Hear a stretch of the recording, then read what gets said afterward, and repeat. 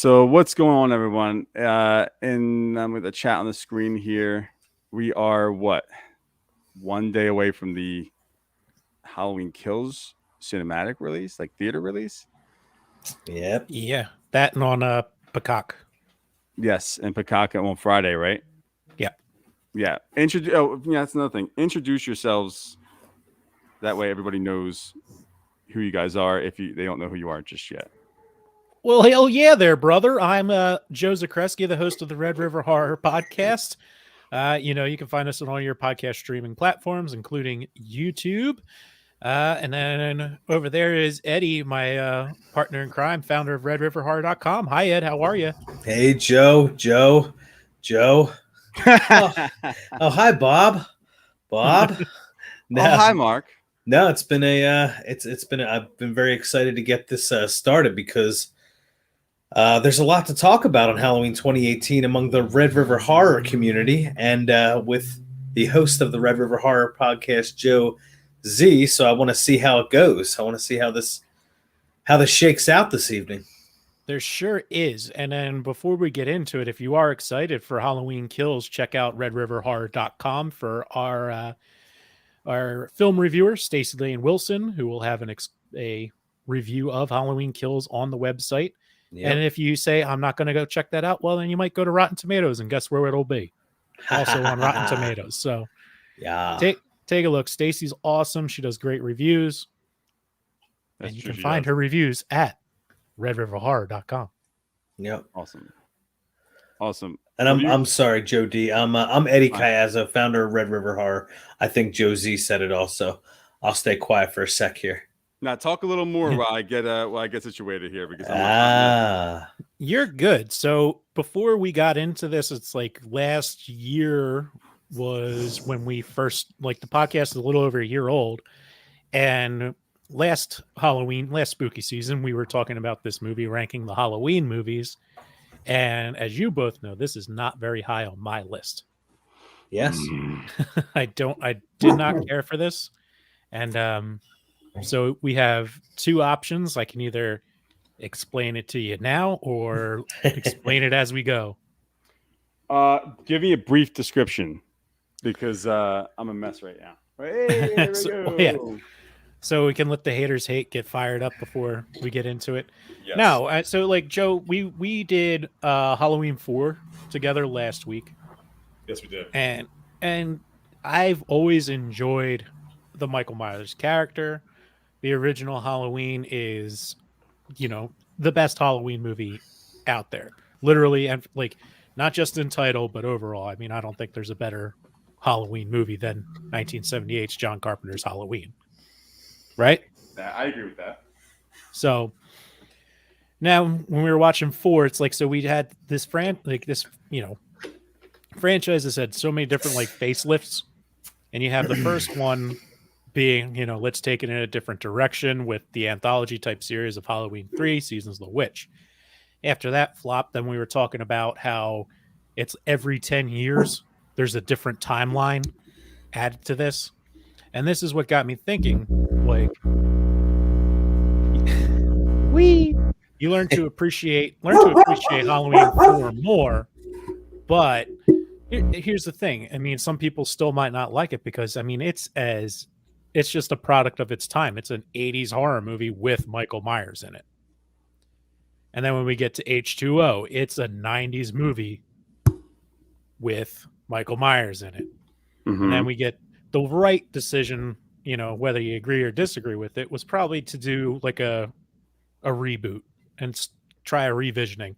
And like, I think the first Rob Zombie one is just fine. The second one I think is terrible, but at least there is an effort there. The problem with it is that it gets too Rob Zombie. Like, it's House of 1,000 Corpses featuring Michael Myers. Or more like Devil's Rejects featuring Michael Myers. And then now we have this. It's been 40 years. And it is, once again, it's just another movie that's a product of its time. I can see where you might think that it's good. It takes itself too serious at times, has some really bad cringe humor thrown in there, sprinkled about, and overall doesn't make any sense. So it's a Blumhouse movie featuring Michael Myers. All right. You could I would go as far as to be like, this could be compared to like a movie in like the DC universe where it's almost a superhero movie. Ed, I'm gonna give you 30 seconds to give a rebuttal, and then we're gonna get into this movie because yeah, we're gonna talk about it when we start the movie. We're gonna talk about this.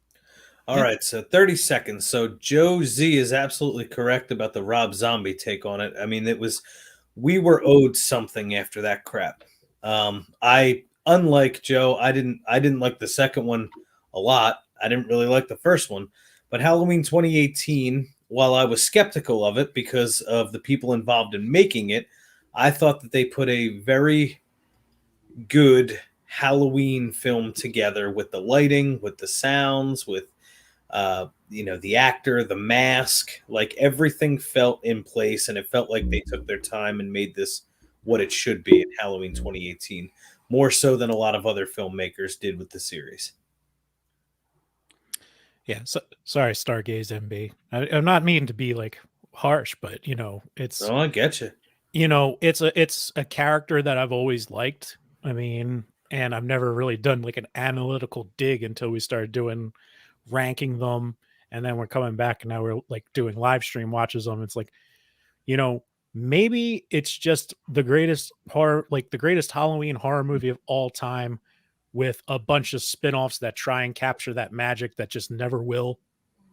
And you just got to go for the ride.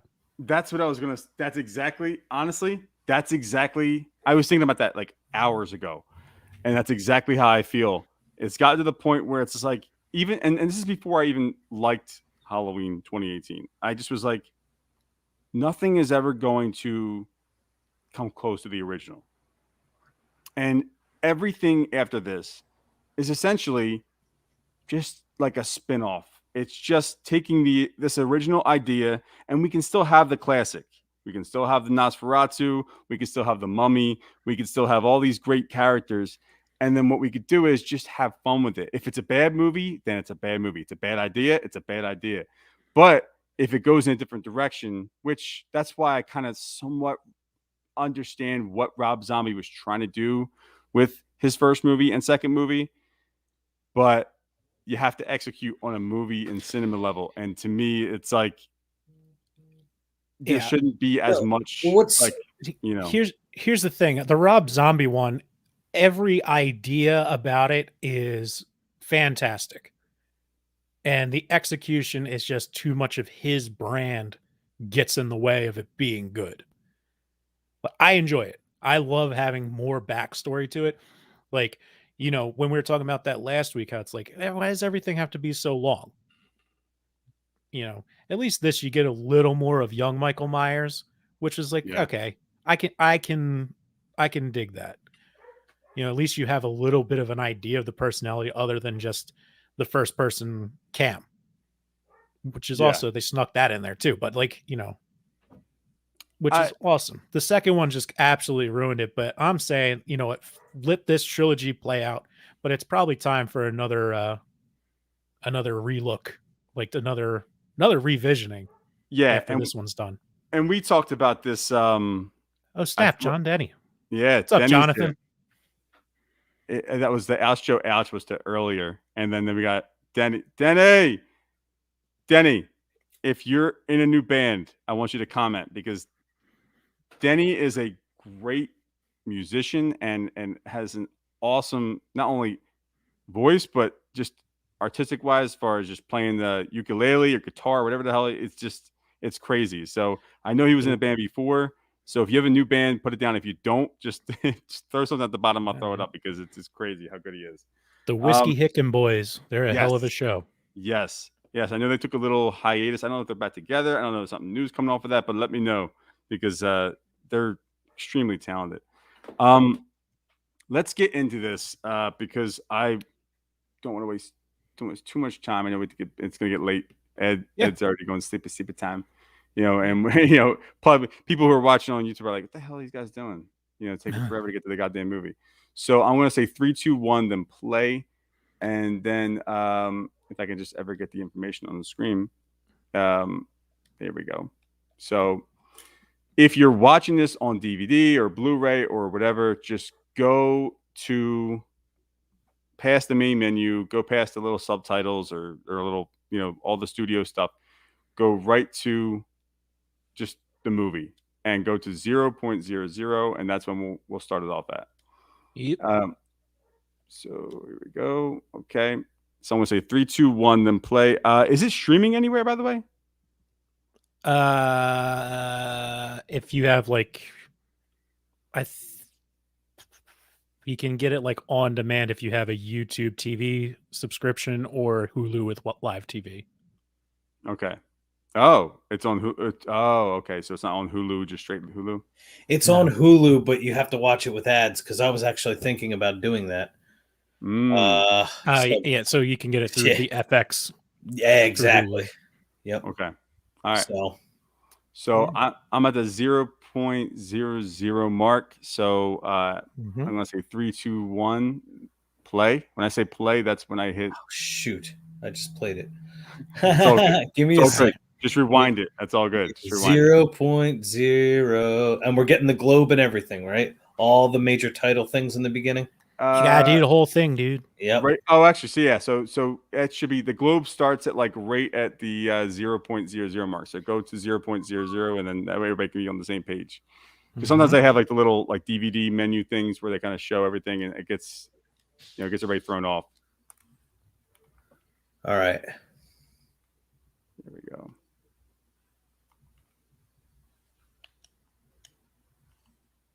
Okay. Yeah, this gives everybody a chance to sort of get on the same page, because sometimes you hit play at the menu and it's just like, here's the rating, here's everything else. By the way, here's some popcorn.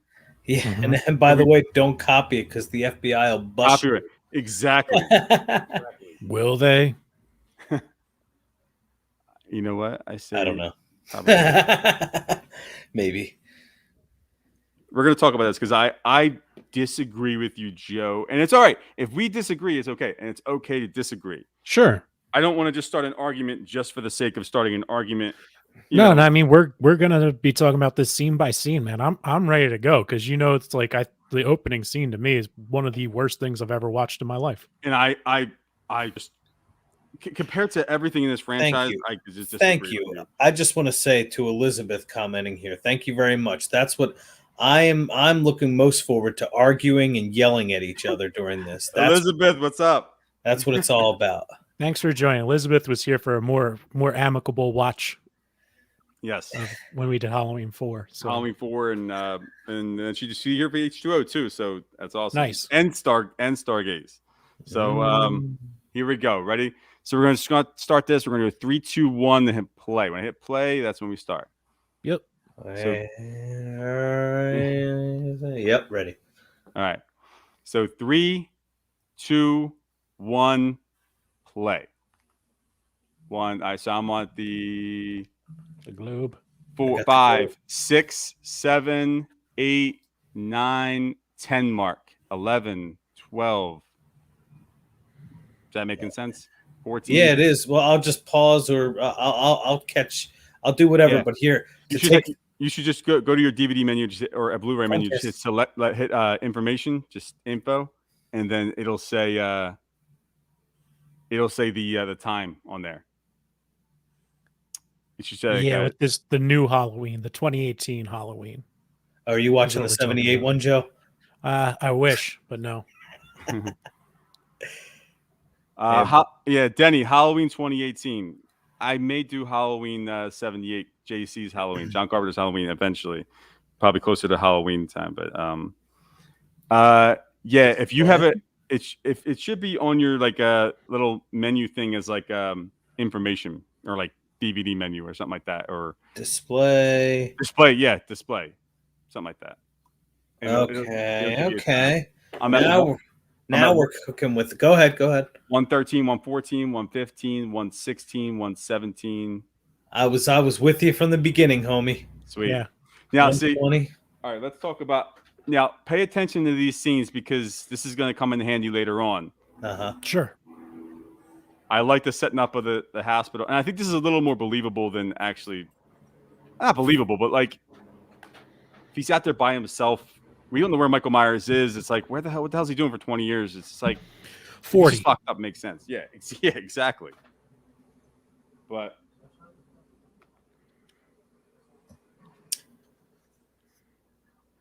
there's the monitors and No, not the Rob Zombie ones. No, no way. no. I have someone in work that says that when they don't want to do anything. Oh no, no, you can do it. Get these subtitles on there. Subtitles do help, by the way. There's the record player. Yeah. I didn't know there was hipsters working in this state hospital. I have that Zoom recorder.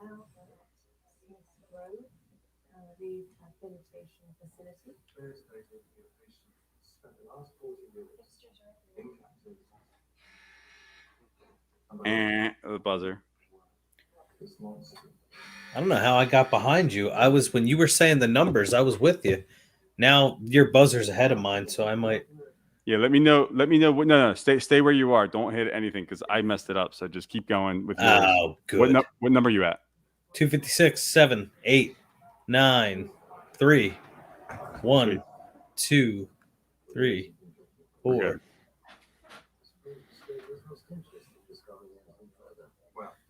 Joe Z's not even watching it. Yeah, I am.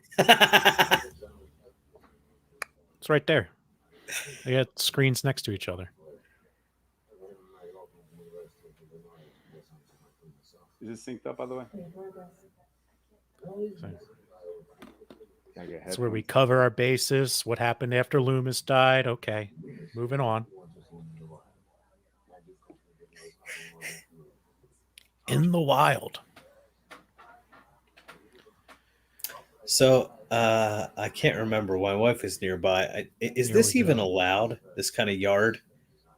I don't know. But then No, again, it's clearly just for visual. which is I'm fine with. As long as you don't go too crazy with it, I'm completely fine with. I mean, there's so much crazy shit in this franchise. Wait, he's aware. I love this.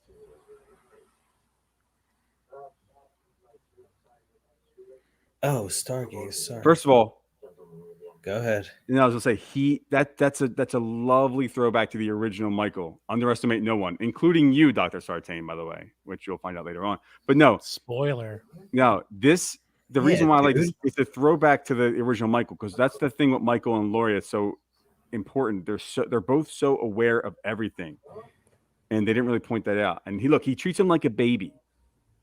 Up to this point, Joe D, I'm with Joe Z. I mean, it changes as we move I love along. it. This gives you an indication that this is not Loomis. This is you get the indication this is supposed to be Loomis, the new Loomis. This is not Loomis. Loomis doesn't treat him like a baby. Loomis is like, I fucking kill you. You're evil, you bastard. You killed this monster. This guy's like, Michael. He's obsessed. It's like, okay, let's just have a podcaster come in to try and talk to him. They the podcaster. He's got the opportunity of a lifetime here. Yeah, he's pulling some strings. Can you imagine how much of a big deal it would be if you can get Michael Myers, the silent serial killer, to say something on a podcast and go viral? Joe, that'd be huge. Why isn't he walking around the box to look at him in the face? Because he doesn't need to look at him in the face. He's already looked at him in the face. He's trying to get some audio. If you can't do that. You have so many bad movies that you like that he's gonna hold up the mask behind his head. Be like, you'll ever feel it. Yeah. You know what? Maybe after they cut, maybe he went around the box. All right, big question. Joe Z asked you of this before. How did he get the mask? He said he had a friend of his. Yeah, a friend of his in the Attorney General's office. Oh my God. You guys like movies. Well, I shouldn't say that. Joe, you like movies that deal with cults. Sure. Stop it. Here, this. You better not be making fun of our friend Daniel Farrens. Let's get more silly. I'm not making fun of, but that's the thing. You have to realize, you got to check your bias at the door, because this may be ridiculous. Look at these guys. Yeah. Wait, first of all, this scene is intense, by the way. I love this scene. It's all right. Well, then Harry Callis said, "Let it burn." Let it burn. Yeah, just let it. Let's just quiet. Just.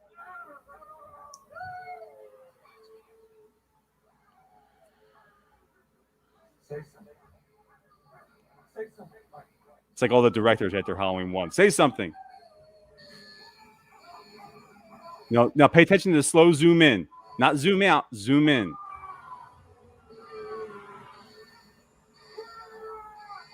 Woo! Yes! Yes! Are you kidding me right now? And again, the zoom in, not zoom out, zoom in. Because what did they do in the original Halloween? In the opening, it was a zoom out. It was a zoom out. On Michael facing towards the camera, this was a Michael facing in. It's the reversal.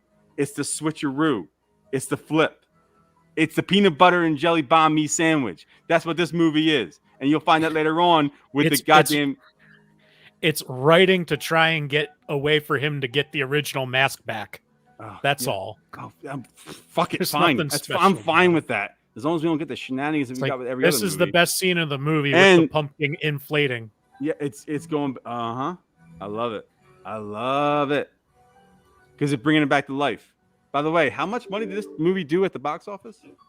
Like $255 million. A lot. A lot. That's why they keep making them, Joe. Because it's good. Because the other movie stunk. They were going to go direct to video at H2O. Let's not forget about that. Let's not forget about that. Come on. I like Danny's question. Yes. What do you think the man with the umbrella is? He's just chilling, you know? He actually thinks always it's worried raining. about rain. He thinks it's raining. It's raining red. It's mommy, it's raining. It's raining red. Yeah, it's a shame that Daniel Farrens did such a better job with the script, you know. Well, here's the credits are. It's like, okay, like you got to get hyped for that. Sure. But wait, now these are very important. This is important. This is why I love these two. They get too much shit. It's counterpart. You know, I got to ask you one question here, Joe. Why aren't these people American? Because hold on, this is an American movie. I expect to see American podcasters. It's not, listen to the words. No, that's not true at all. It's essentially those lines. It explains this is Michael has created another monster. I love it. And now look at the comparisons. Look at because they're two in the same now.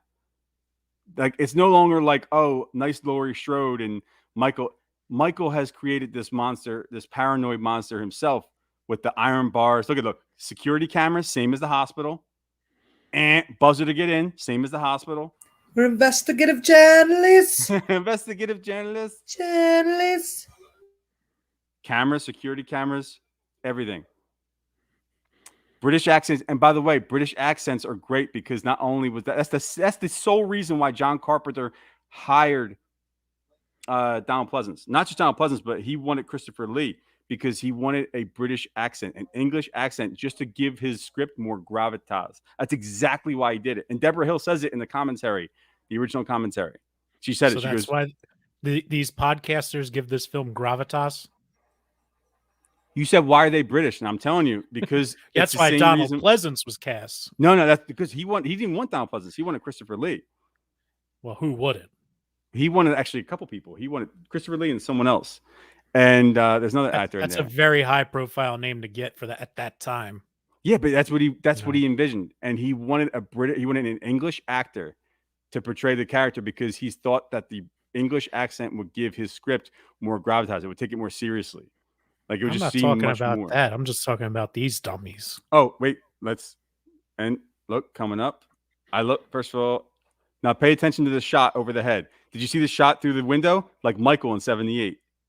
Now she opens the door. Look over the shoulder, just like Michael in 78. Same thing, reversed. Same thing. Look at over the shoulder, right by the head. That's the exact same shot from 78, just right beside the head. They're flipping the script. It's so fucking cool. It's subtle, but it's cool. I don't care. I like Aaron. Did you guys watch H2O yet? Yeah, we did on Wednesday. It was okay. Yeah, we'll talk about that. 'Cause I was gonna have you guys on for that, but yeah. No, because I got something. I love this.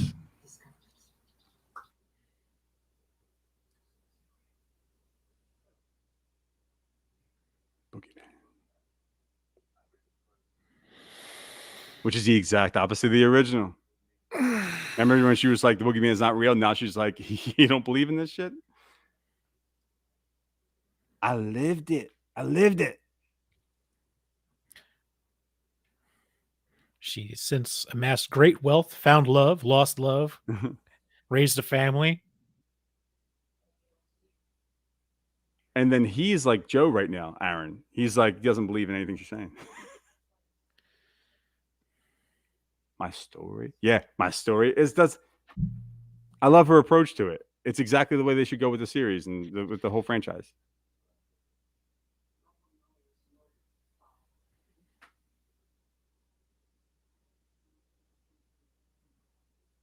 Thank you. That's a message to all the writers at their Halloween 1. We don't need to understand shit. And now she's the basket case, just like Michael. Because Michael's the basket case, but now also she's the basket case.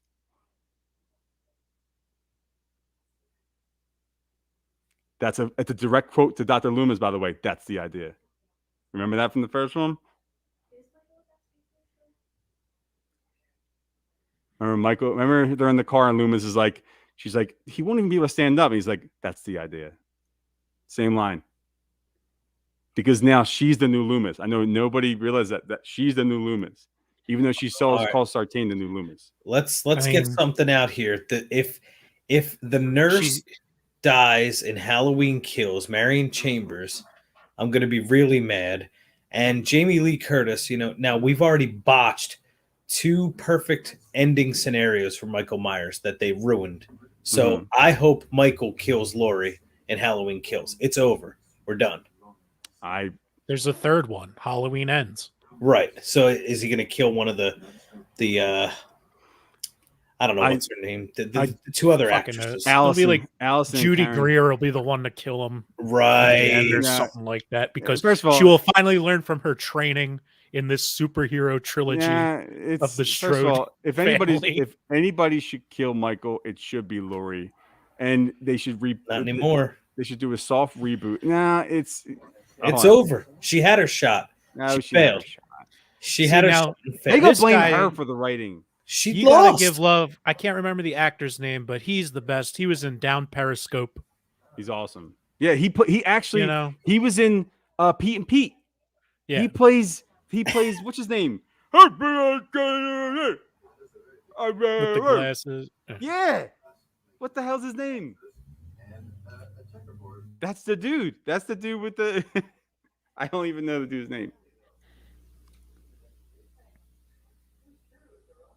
By the way, best family displayed on screen in the Halloween franchise so far. Yeah, with Stargaze here, it's like, question Michael being a basket case akin to Laurie. He's an enigma and has never represented trauma like Laurie in his guy. Yeah, which is true. I mean, if I'm to quote Busta Rhymes, Michael Myers is a killer shark. Yeah, but when you talk amongst people, like in a real, like if it really were happening and the guy was in the thing, you would sit there and say like, oh, that patient, he killed people and then you're not gonna say like, oh, that guy, he's an enigma. It's just like he's a basket case. He's crazy. That's a crazy person. He's just been chilling. Michael Myers is an enigma wrapped in a stigma, wrapped in a whatever. I don't know. I know, I love it. So what questions do you have about this scene? This kind of grinds my gears. Why? Because it's going to happen throughout the movie. What does the granddaughter refer to Jamie Lee Curtis as Laurie? Wait, say it again. What does she call Laurie?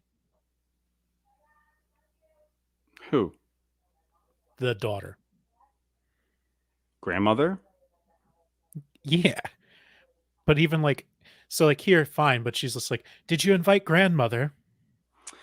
And there's gonna be a line later, she's like, grandmother. It bothers me too. But at the same time, I have to be fair because it also bothers me in Nightmare on Elm Street when she says "mother, mother" 145 times at the goddamn movie. So this is not the first time where somebody's done it. And by the way, it also I'm not I just saying don't. it is. I'm just saying it's bad. Why would they keep that in there? It's unnatural. It I has an think unnatural feel to it. you know what I think, and Lyra, I just thought of it just now. I never even thought about it.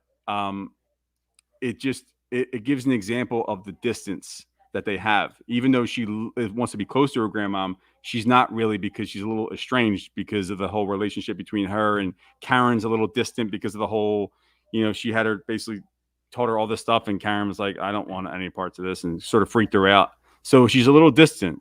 So it's like you don't call her like oh, that's my meemaw. That's my mom.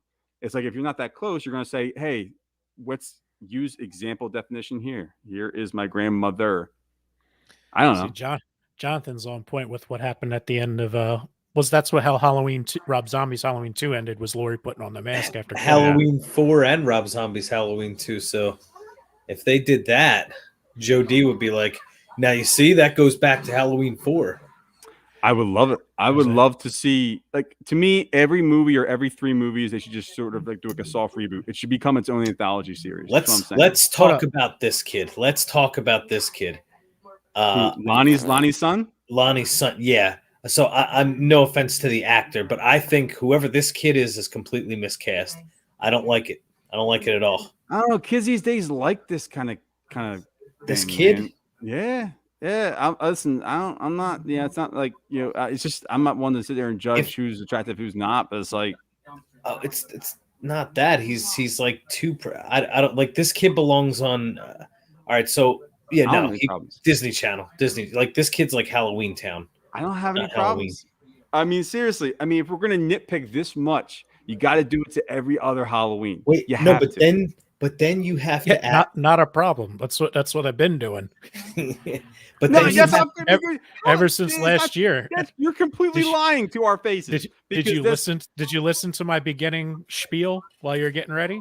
No, yeah, I did. And you don't like this movie, yet the other movies that you like more than this movie are somehow better than this movie, yet they do way worse in so many different ways. It doesn't make any sense how this movie does worse in those areas than the other movies. And you're going to sit there and say, like, oh, I've judged all movies like that. That's not true at fucking all. Another throwback scene. And by the way, that's PJ Souls as the teacher. Yeah. Totally. She says totally, too. She says totally. No, Joe. What do you remember what my top 3 are in the franchise when we do it that way? What? For Halloween? Like, it's like I'm at the point where it's like, it's 1, 2, 3. And it's like the only reason I like 6 is just that's the very first one I saw. So it's just for the nostalgia of it. I don't even think 3 can even. I love 3, but to me, I shouldn't even. When I did my ranking video, I shouldn't even put 3 in there. It's just not. It shouldn't be included. It shouldn't be included at all. It's really not part of it. Not the same thing. If anything, it's the dead end that should have been. We talked about that on the podcast, Joe's love of anthologies. Eddie called me out on it. We didn't talk about it. I love Halloween 3, and the anthology movies are a good idea, but starting to call it something else, though. I mean, you've already established a franchise after the second movie. So remake it. Just call it Seasons of the Witch. We'll just say like All Hallows Eve or Halloween Season or something like that. Just call it something different. That way people can kind of catch on to it. Because the problem is you've already established Halloween 2. So Halloween 2 means that it's like, how can people not expect Halloween 3 to be about Michael Myers at that point? Back in those days when there was no social media and whatnot. Exactly. No internet. No one was given a heads up. And I don't see anything wrong. Like, look, she's not the Terminator. Like, people, what? She can't fire a gun. Wait, so you can accept that Laurie Strode can shoot 2 dead shot eyes in Halloween 2, right to the fucking eyes, straight shot with no training, but yet she's sitting here hitting a target, and you're going to look at me and go, this is a little bit ridiculous. This is getting a little out of control. Get the fuck out of here. Get out of here. How did she have all this time? It's what ridiculous. What are you talking about? This is ridiculous. So there's Halloween 2. There's a deleted scene where these two are about to bang in the shower. Yeah, I see. Yeah, I did. I remember seeing that. Carry on. Oh, staring at the wall. Staring at the wall. Not look back at the wall. The standard transfer them right before Halloween, Yeah. as you do. Oh, of course. To me, I'm fine with it. And by the way, it actually makes a little more sense now if Sartain initiated it. It makes way more sense. And we don't even know if Sartain even broke them out. But if Sartain initiated this, now at least it makes sense. Why did they do it on Halloween Eve? Why? Well, because maybe somebody wanted them out. That was a nice Bloody Tears reference, by the way. That little shot had like the little blood tears. I love this scene, by the way. So this is a subtle way to do trauma right here. I like the shape just looming over. Mhm. Now, and him, Sartain. It needs to die. 6 shots. I'll be by your side. That's so anti-Loomis. Loomis like, I'll be by your side to kill you, you fucking bastard. Evil. That's like, at this point, if we didn't get that that's not Loomis, then it's like we. Serious question. Do you ever think Loomis pistol whipped young Michael? Like when he was pissed off at him? Michael, yeah, he threw things. Probably like a little spanking. I know you. No, wait. Here, where's this scene? I fucking love this scene. This scene is so important to me, at least. Just the alarm going off, the urgency, the thing coming out, and just her watching because she's a watcher, just like Michael. And then watch the background, the shape in the background, just looming presence over her entire life. I love it. Wait, and here we get a little bit of a Lonnie background right here too. I went to school with him. Cherokee. He used to sell me, yeah. Everyone knows Lonnie. You see him make a little face? He's a little like he's embarrassed because of his dad. And then he loosens up a little bit. See that? Because Lonnie probably was a mean little bastard. Probably picked on him just like he picked on Tommy. Lonnie's weak. And see how he loosens up and he kind of frees up a little bit, and he's like he opens up a little bit to him because he's actually cool with him. He's actually nice to him. Other than his dad. His dad's a mean little bastard. With what we know about the Allison character, though, do you think she's dating this dude? Like this dude doesn't. I don't know. I'm not He's really. Ed. I mean, remember where the storyline goes with it. I mean, he's just using her. Well, I'll get to that when it comes up, but it doesn't fit. Well, no, because he's impulsive just like his dad. He drinks a little bit, it gets a little, unless he makes bad decisions. They go into that. He starts drinking because his dad, obviously. Yeah, but she could backhand that kid into tomorrow. You know what I mean? Wait. Yeah, it's true. That's true.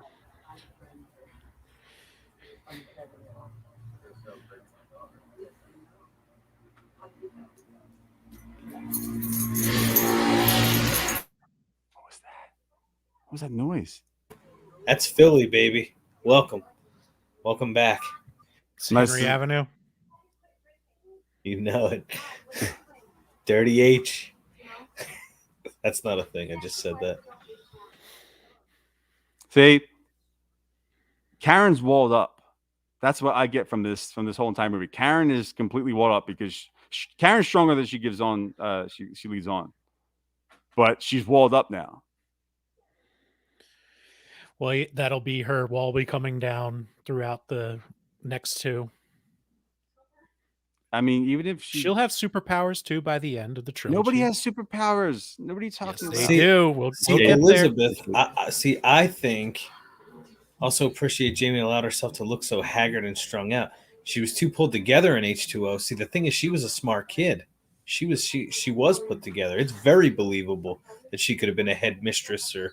Yeah, but mistress anymore. It's also more believable that after such a trauma, you would go to a different town and change your name and start over. Yeah, but if he's locked up for 40 years, I mean, eventually that's just going to show you 20 in that. Huh? You guys still live in the same area. What the fuck are you talking about? What are you talking about? What do you mean? Talking about? Yeah, what are you talking about? They don't say she's moving away. She's in the same area as where she's from.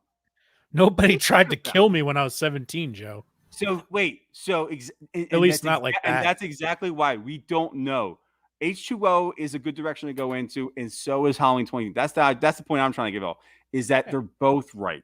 They both have different ways of showing it, but they both are reasonable to understand if she's going to move away. But to me, this shows the trauma so much better than H2O. So much better. Dramatic wise, yes, absolutely. Well, not just dramatic wise. Like, is it that No, crazy I mean, to think? H2O is a 90s horror flick. People knock this scene, by the way, and I want to say people knock this scene, and I like this scene because people say she's too monotone. And the reason why she's monotone is because she has completely emotionally walled herself off from everything. She's clammed up because she's traumatized from being like goddamn, just shooting guns and shit and getting into these locked crawl spaces and stuff. I love it. They're trading. It's not even trading. It Wait, is. It's like it's all going to come out. your mom and dad teach you how to read and write and teach you how to play video games, and your mom teaches you how to defend yourself. Do we find out? Do we find out what happened to her father, or is that just kind of swept under the rug? If we don't find out in 2 and 3, then we won't. But or I'm sorry, kills and ends. But who cares? Who cares about Karen's dad? And this scene, to me, is very forced. It's very like 2018. It's just like, okay, now we're going to get with the times, and here's what a character would be like. I just think it's forced. I just think it's funny. Forced scene. I just think it's forced. Funny. This is where you're getting like that extra time in because movies have to be so long. Well, no, it's like I like dance, and it's like, no, you're gonna hunt. Or it could be no, I like dance. It could be exposition for the characters when they get killed off for you to go, oh, I like them. Well, he needs a car, so it's like you got to write in a scene where he gets transportation. Yeah. Well, I mean, it's also a nice little throwback to the original too. You got the people you got the patients in the white garbs out in the mid, which is it's eerie as hell. Sure. And then you have the whole it's like the Annie scene when it comes up, with the whole thing. That was a nice little jump scare. Oh, it's such a good looking shot. Are you kidding me? Yeah, it is. That is a really good looking shot. There's a lot of good looking shots. And that's one thing you didn't like in the beginning, Joe. You didn't like the orange hue. You didn't like all that stuff. And now all of a sudden, you're back and you're like, this is the best thing ever. Looks like Halloween. Looks like honestly, no. It looks like Rob Zombie's Halloween 2 a little bit. Nice little throwback. Rob Zombie's Halloween 2. I mean, Rob Zombie knows how to do things right. He just didn't in H2. He needs someone to write. The script was just terrible. He's not a good script writer. He's not a good script writer. He needs to not write scripts. And ooh, hold on. Ooh, look at that. Good points. That's a good point. Yeah, it's a good point, Stargaze. But I do think it's a little bit forced. It's like, guess what? We're with the times. We know what's up. Oh, that's a good point. Yeah, that's a very good point. Again, Blumhouse. To me, Blumhouse makes good stuff, and they make bad stuff. And I don't really care as long as we're getting a whole bunch of genres in horror, and other people are getting into it. I'm fine with it, man. Oh wait, I love this thing.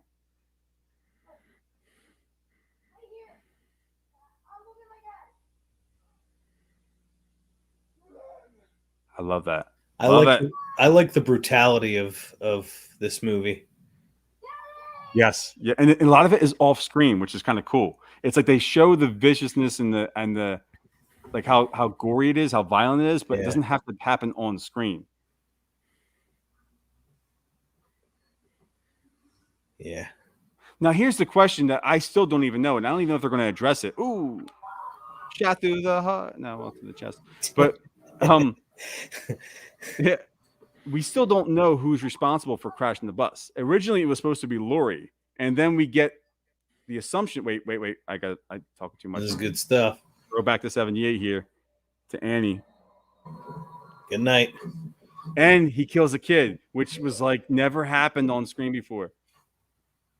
Oh, it was necessary. It had to happen. It had to, because now you know. Now you have to sit there and think about it. And also, I like the pinball machine. Back to the Future. Nah. So wait, are Super Pretzels? Is that like everywhere else's version? Like we have, of course, have them here. I'm saying, like, is that to say, look. It's the closest thing I have to a Philly pretzel. Oh, so it's out that way. It's Yeah. out in Cali. Yeah. Well, they're just frozen soft pretzels. Mm-hmm. Yeah. Now They this aren't was particularly good. I guess I'm being a little too observational. Now this was filmed in North Carolina. Greenville, South Carolina. Oh, North Carolina. I know I'm Halloween. pretty sure it's North Carolina, but maybe it was South Carolina. But go ahead. This It's one in North North Carolina with Dan McBride tied onto. He does almost everything out of North Carolina. Yeah. Okay, and not Greenville, South Carolina. This was filmed in Charleston, South Carolina. This one, at least. This one, I thought it was all north. Yeah. I But- know Keels is north.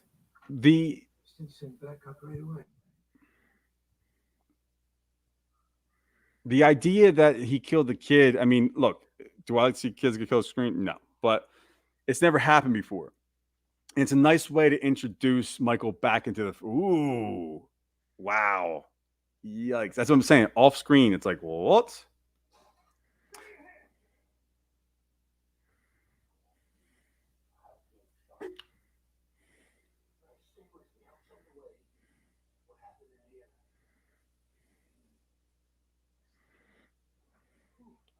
See, it makes us think that, like, oh, is he concerned that he wants Michael out? Yeah, he's scared of Michael too, but it's like we don't realize what the hell he's doing. But to me, it's like it's a good way to reintroduce Michael back in. It's like, okay, first he does is kill a kid. It's to get a car, but he kills a kid. It's like, what? That's never happened before. It's another throwback to the original 78. Remember the long story, took an axe. He took an axe. And where are we? Damn kids. Remember Loomis just cuts him off like, where are we? Joe D, and we have to talk about the fact that you have peanut M&Ms in the background and not peanut butter M&Ms. Far superior. I want it. I agree. I agree. I think peanut M&Ms, they fill me up more. But peanut butter M&Ms are so much better. I like taking into account the yeah. Definitely. That's the obligatory woo shot.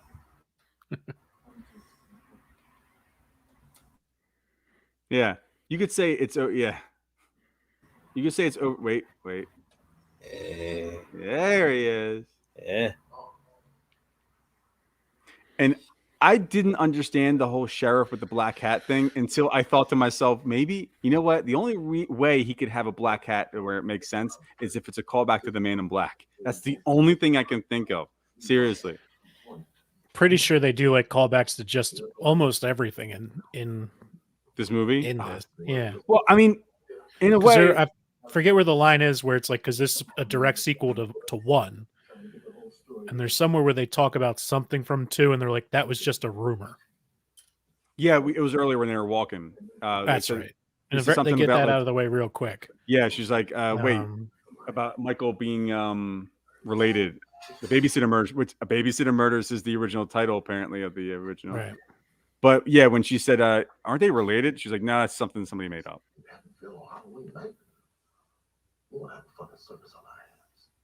He just said the F word.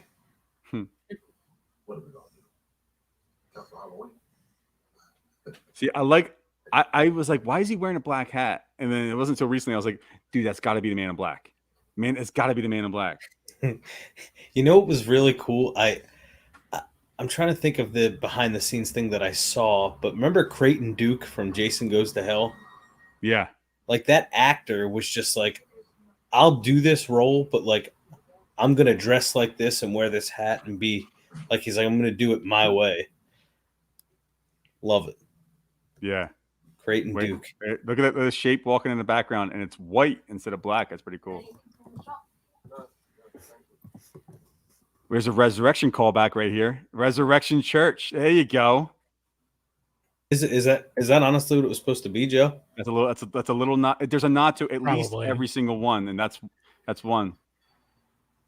There's the Odd Child resurrection. I don't belong here. Yeah, I guess Miramax did have a hand in this film, so they're not going to hate on the Dimension Halloweens. I don't think they didn't. There's a little callback to almost every single one. And you see Michael. You see Michael's arms fist going up in the background. You see that? That's pretty cool.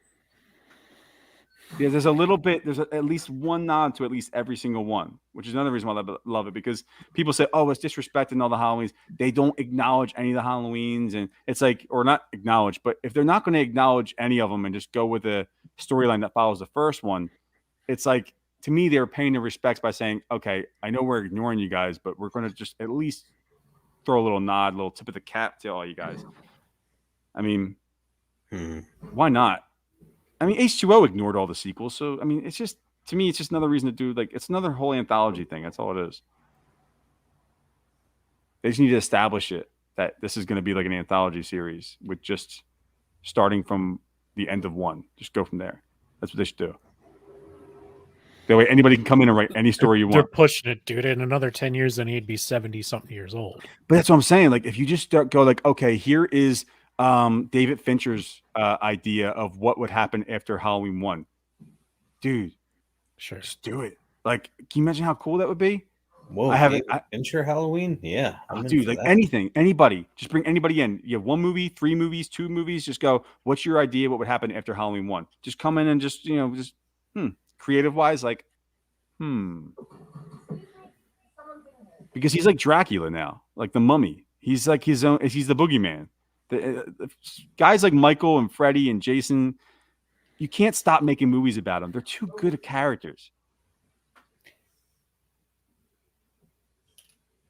Yeah, that's again what I love. I just love the brutality. Yeah. Of this. Like, if somebody went up to you guys, like Joe and Ed, if somebody went to you and said, "We want to make a Halloween sequel. Could you guys write a script?" You guys would be like, no, but what? Daniel Farrens could. But no, but seriously, do you have any, or how about, do you have any ideas? Like, do you have any ideas for a spin-off of Halloween after Halloween 1? And you guys would be like, we would be chomping at the bit, dude. You'd be like, it's true. oh my God. Oh, I have so many ideas. Well, that's Joe D. That's you're literally watching. This is what you're watching, is people who had so many ideas and You're right. want to do their own thing. The problem is time. The candy corn. Huh? Time?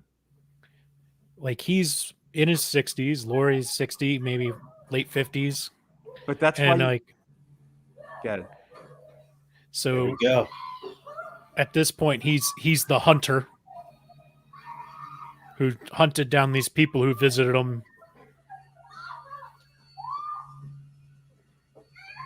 Now, is he seeking some sort of revenge for them wasting his time, or he just wants the mask?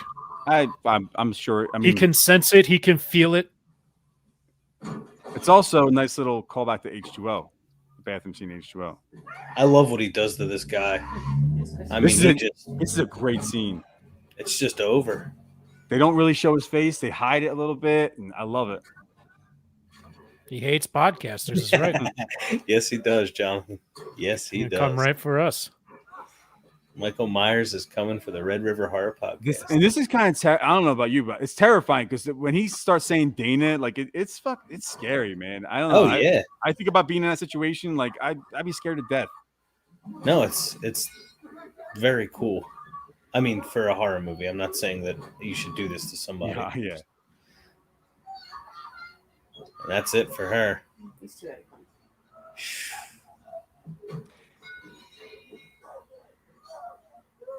Hey, he is just down for the count, man. He's so strong. He is strong. Yeah, he did lift Bob. Is he though? Yeah, he stabbed a knife in the Bob with a wall, into a wall. He literally mounting him on the wall. He's like, decoration. There we go. Now it's getting real. Shit's real now. No. Oh, I love it. Love it. And don't show the eyes. Thank you.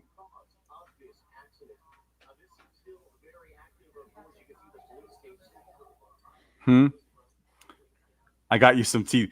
Yeah. I was like, it's candy corn. We're getting candy. We get candy. What is that? What is that you're drinking there, Joe? It's like a caffeine drink. Clean. There's just no. They sell it like, Safeway. We're not. It's got like a same amount of caffeine as like your standard energy drink, but it's like not. I'm gonna.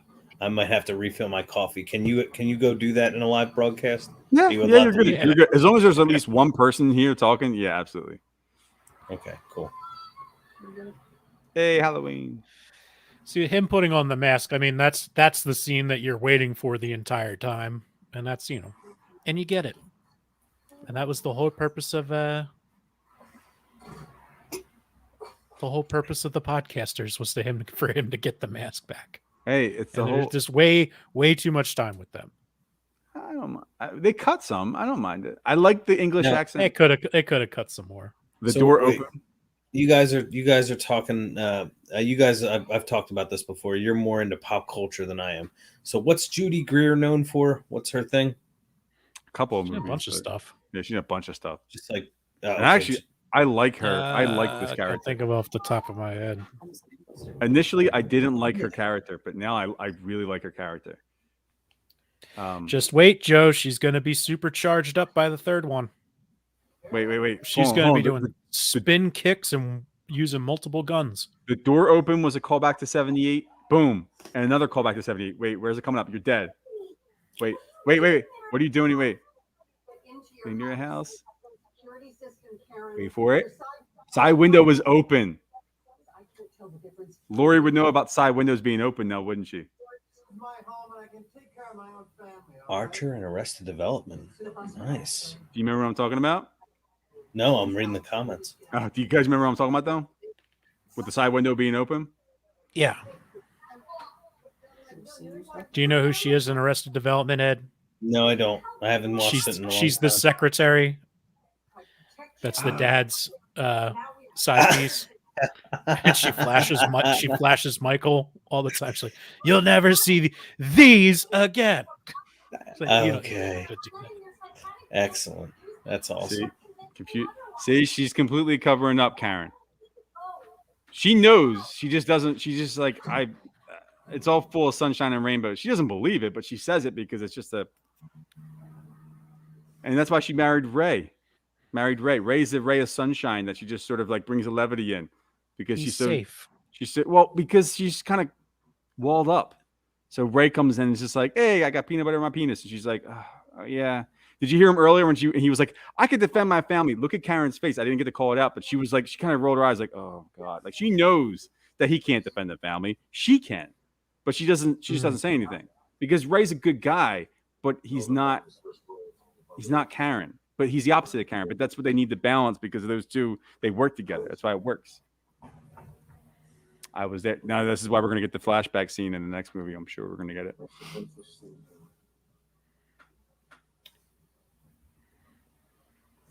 That's something I like too. He takes it seriously, kind of like the sheriff from Halloween 4, because he actually experienced it. Yeah, Sheriff Meeker was all about it. Dude, he's awesome. Isn't Meeker awesome? Yeah, he's just like, all right, we're not going to make the same mistake. Yeah. Back off my daughter. Keep my hands off my daughter. Yeah. Get you groping up my daughter. And use that shotgun on you. I love this because this is now Michael has arrived. You start hearing the black cats and goblins and broomsticks and ghosts. Yes. Like I just love that. Like why did he choose to go this way? It's just like, it's too crowded out here. Let me go back this way. Oh, and I love it. It's just no He's a reason. master navigator. He knows exactly where he's going at all times. The Black Cats and Goblins song plays, the theme starts playing, and he just starts wandering around Haddonfield. It's scary to think about. And that's the thing. It's just like Hammer. yeah, it's so scary to think about. Michael just wandering around. No one knows who he. Oh, there's a little throwback to Mrs. Elrod. Mrs. Elrod, yeah. He's like, "Oh, you're here." And then you hear the baby scream, and everybody's just because he just killed a kid. You start thinking, "Oh my god, is he gonna do it?"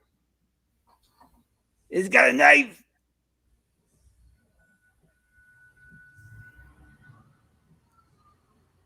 Mr. Elrod. You start hearing that baby. He has a knife in his hand. You're like, "Holy shit!" And then he looks just for a quick second, and it's funny enough. The baby starts crying. Ready?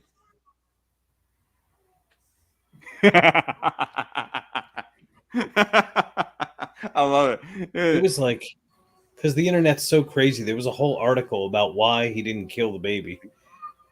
Huh? There was a whole article about why he didn't kill the baby. I think it was like David Gordon Green. And I'm like, the internet can like write a long article about anything. It's just like, because it would make no sense like to kill the baby. Like it wouldn't add anything. I'm like, okay. That was a long read to find out like, yeah, we probably shouldn't do that even in a movie. Yeah. Yeah. But it's scary to think about though.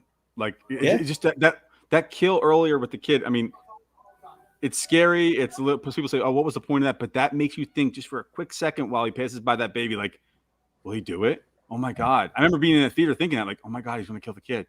He's going to kill the baby." Look at that pumpkin carving act. Yeah, see, this just oozes Halloween. Now, this is what I love. Yeah, Look at this.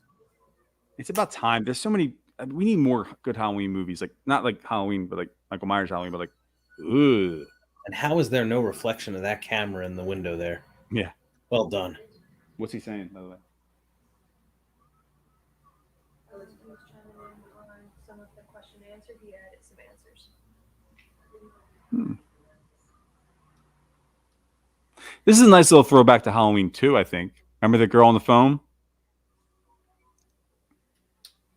Mm, Remember the girl on the phone? Mrs. Elrod next door dies. The girl on the phone hears it. Yeah, okay, I get you. I get you. Nice little throwback. Yeah. Nice, oh, dude. This is. Did you see the shape looming in the background along the side? Oh. Ooh, baby, baby. All right, here we go. There's this kid again. Weak. this dude's so annoying. I don't mind. And I swear there's a throwback to Halloween 6 here with the altar. There's a little altar there, and they're looking in a circle and stuff. It looks a little Halloween 6-ish. All right, I want to know anyone in the comments, anybody that's watching this live, have you ever been to a dance like this, just exactly like this in high school? I want. This reminds me of Halloween, Rob Zombie's Halloween 2, the big barn party. That's what Halloween parties should be. Seriously. I'm curious, anybody in high school go to a dance like that? Oh, it looks like an awesome scene. I never went to a dance like that personally in high school. No, Halloween. There's parties were not like that. No, not at all. Like everyone's just, yeah. I'm not getting Matt's comments, by the way. Matt, if you're out there watching, I'm not getting your comments. I'm only getting the feed from Facebook. Apparently, either that or I'm missing it. Oh, me and Josie are getting the. Really? And you were putting them up on the screen. Yeah. Did you? You don't have That's the private? just YouTube. Yeah, it is just YouTube. You're right. Oh my gosh. I thought they showed me both, but I could. Yeah, they're supposed to show me both, or all three of them. But John Denny's been to some crazy Halloween raves in our area. where is this I'm party? seriously asking. Yeah.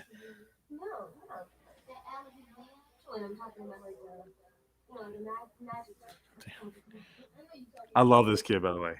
This kid is Great, fantastic. That's what he's in there for. He's your little comic relief, little break. Well, This kid's improvement over Tommy Doyle. This kid's way better than that kid in the truck. Way better. To me, he's better than Tommy Doyle. Tommy's like, we get candy. He's funny as hell, this kid.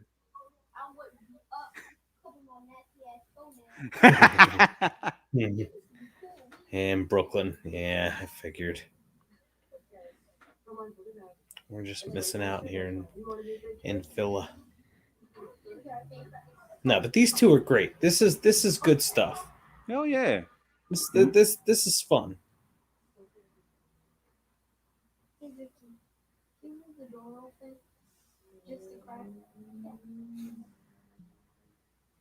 And did you see how his parents were leaving, man? They were jacked. Like, here we go. That's cool.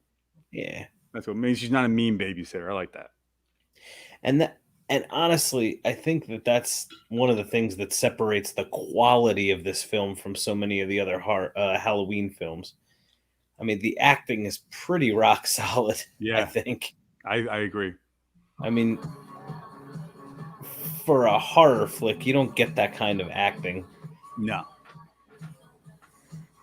There it is. There's Halloween 6, little pentagram, and there's an altar. Oh, Yeah. okay. Just to me, I mean, I just got flashes of Halloween 6. Remember when they zoomed in? Remember she's on the little altar and you know, that whole deal, and yeah. And we were talking about it in H2O when Michelle Williams has the button down. Yeah. That's Chester Cheeto with that's distracting. I mean, I'm not saying he's right, but I mean, he's an idiot, but your girlfriend's literally there at the party with you. What you doing? It's just this kid. This kid. I'm so dude, and the funny thing is they give it away in the trailer. This kid's going down in Halloween Kills. It's over. By the way, I never really realized it. A slight little throwback to Psycho. Yeah. Go on. The way he's dressed.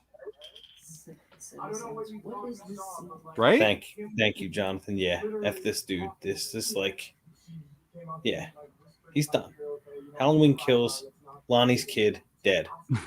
Dude, Watch the trailer. Yeah. Michelle Williams in H2O had a button-down shirt and stuff. Same thing. They always find a way to have people with button-down shirts. Like you ever notice that in all these movies? It's almost like a throwback to Laurie and Halloween 1. Yeah, like what she's gonna let that happen. She could post that dude up against the locker and whoop his ass. I love There's that no line. way. What the fuck? I love that line. It's my favorite line. What the fuck? Where's your headset? And this creeper McCreeperson is looking for just, you know. He sees his moment. Mm-hmm.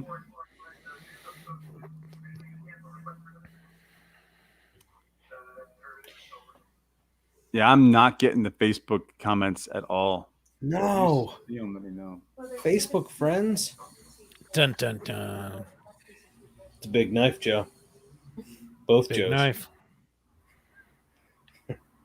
Big knife, big stab. Lonnie's kid's getting nailed to the wall in the next one. Just with a different knife. There's another throwback with the curtains, the sheets. Okay, go Phils. Also, Is that Jack White? go Bills. Oh, there's some Facebook comments. I guess if your profile is private, they don't show them. But if your profile is, yeah, that's what it is. So is that Jack White or not? Yeah, it looks like him. By the way, I like the name of the horse. By the way, is a nice little throwback to H2O. You know what the horse's name was? The horse in H2O? No, the horse in this movie right there. His little horse. He's like, oh yeah, my friend. It's a nice little throwback to H2O. The horse's name was Tate. Gotcha. Yeah, it's the little small things they do all over this movie. I like it. Yeah. This guy is the worst, though. He's Jack White. Danny, I like this guy. Yeah.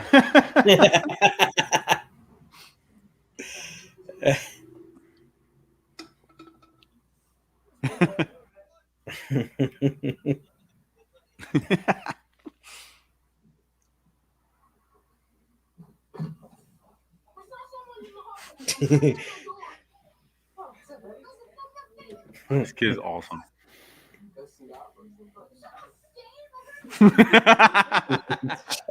Dave.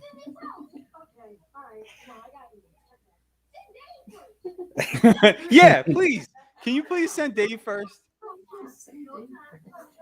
That's what the men in this movie are so weak. Not that kid, but like the men. Some are better than others. I think some will come through. I mean, that's not true. We had what's his name? The cop. What's his name? Oh, Will Patton. Yeah, Will Patton is What's his name? Will Hawkins. Patton is legend. Yes, Hawkins.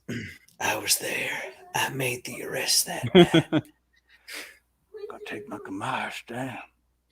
Shut up, Dave. This poor child.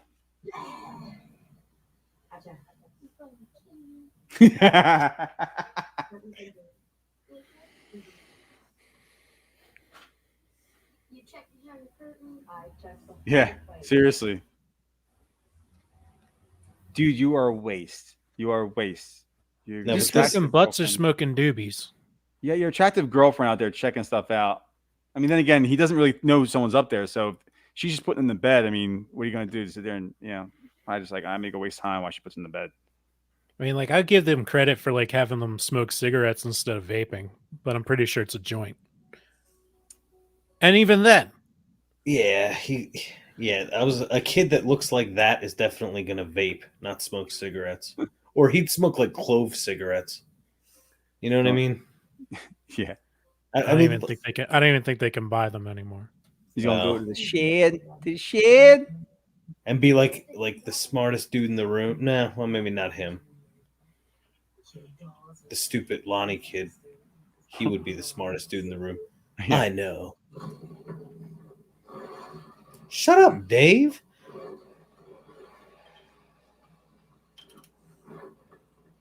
Yeah, it's Doob. He's smoking it. Well, yeah, no, it's always a J. I never smoked pot. When it's legal, I might try it, but I never have. So I don't. I know the lingo and the terminology. You but- never smelled? Really interesting. Yeah, I know. Isn't that crazy? Wow. Wait. See the trailer ruined. This is why I'm not watching any trailers for the next for the Halloween Kills because of this scene right here, which should have scared the living shit out of me. But what? Sudoku. You can I get what you're out of saying. there. Oh, God damn it. Slippy socks. Well, I mean, I like that they actually showed the socks that she was wearing to kind of just maybe justify why she slipped. Yeah, come on, waste. God, this dude's the worst.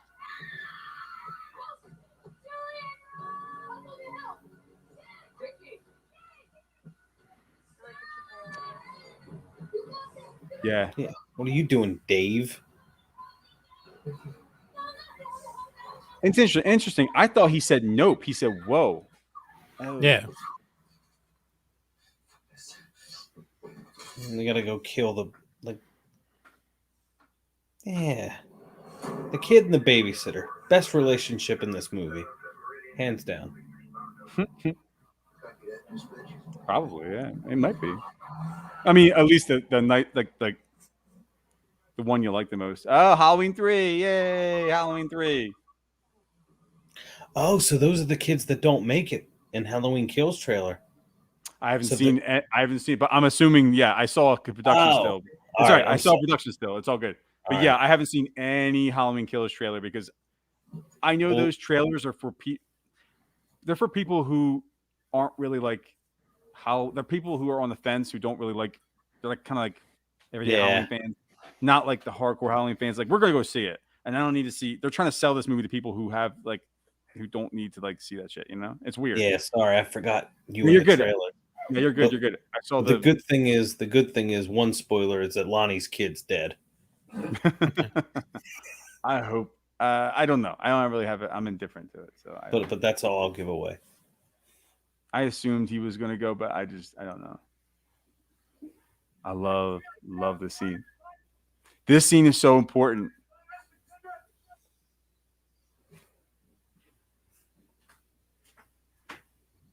Because this scene plays out. Hey, Melissa. Joe D says hi. We were putting the little one down, so I might talk a little softer. As if Michael Myers is nearby. Talk like Dr. Loomis in the first one. Why didn't you just have him sit up with you and just do the stream with you? He's supposed to go to bed at 8. Yeah. I met this 6-year-old child.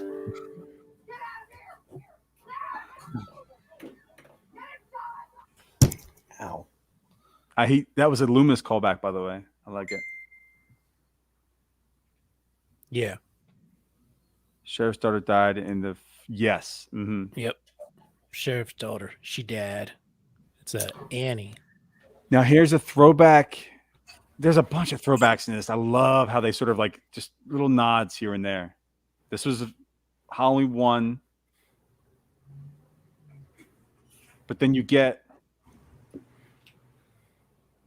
I'm just gonna let it play out. Oh, like the jack-o'-lantern and the Michael likes this is the artistic side of Michael. He's very creative. He's like, clearly, it's not gonna go there. It doesn't look good here. If I put her here.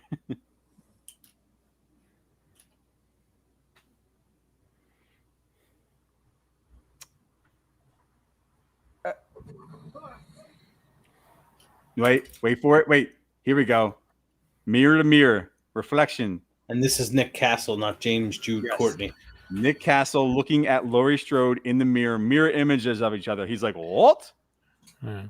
So do you think he's going to do other human displays on Halloween Kills, or? He may do one shot. Look, Michael doesn't even budge. He doesn't flinch. He just keeps going. And then he comes out. He doesn't go after Laurie. This is so important. He doesn't go after Laurie. He just keeps going. He doesn't like really give a shit about Laurie. Jack White's Wait, she shoots him right here. Bomb in the shoulder. He don't even turn around. He's like, who the hell is shooting? I've seen so many people comment on like, why would he go after Laurie Strode after 40 years? I'm like, he's not going after Laurie Strode. That's the thing. This is what's great about it.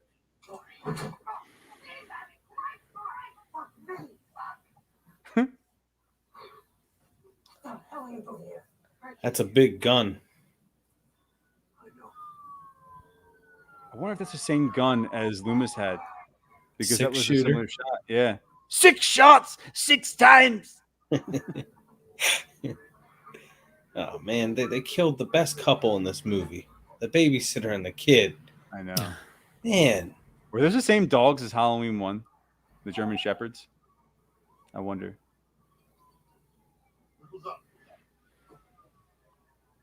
Where is that? This fucking dude. You tell me.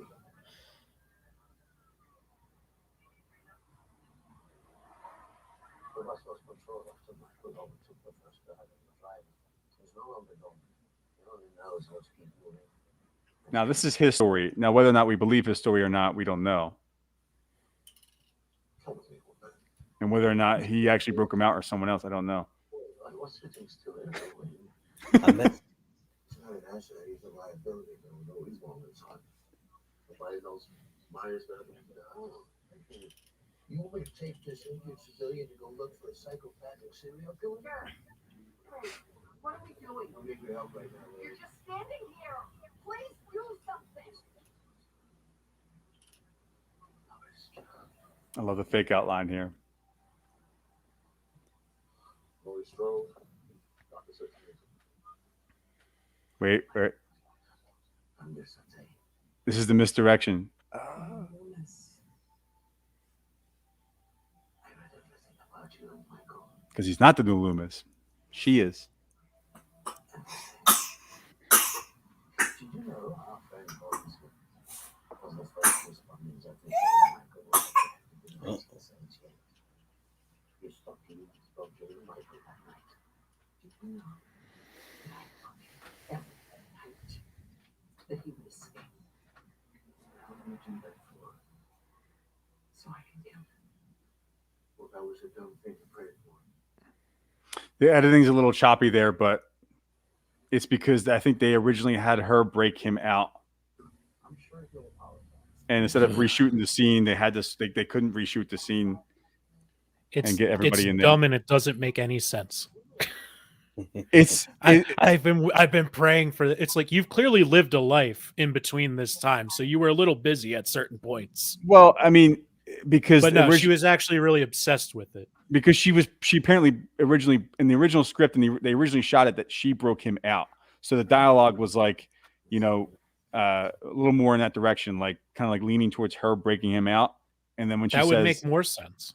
Well, it makes sense, but it conflicts with this thing with her family. It's like, if you love your family so much, why would you put them in danger and break him out just to kill Michael. When they had the original screenings, that's what people were saying in the like people were they were showing you. That's what they were saying. They were saying that it doesn't make much sense to have her do that, because why would she put her family that she apparently loves so much in danger, even if she does fear this person so much, just to kill him off and get rid of it? Why would she put her and it wouldn't make sense for the sequels too, because now you've broken this person out, and this person has killed so many people, and Mm-hmm. so that I get why they switched it.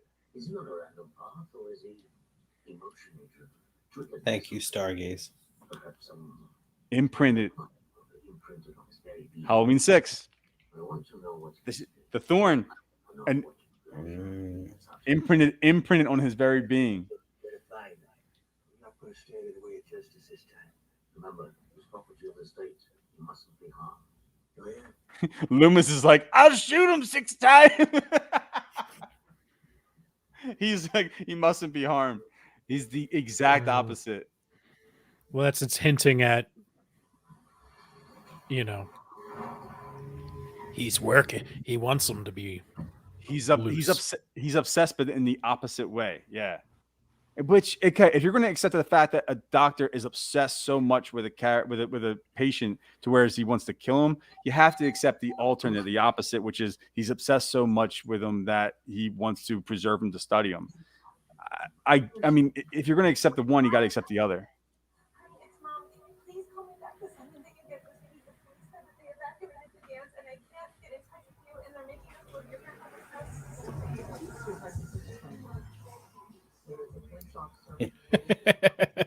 Thanks, Elizabeth. We've been watching horror flicks all October and September. That's awesome.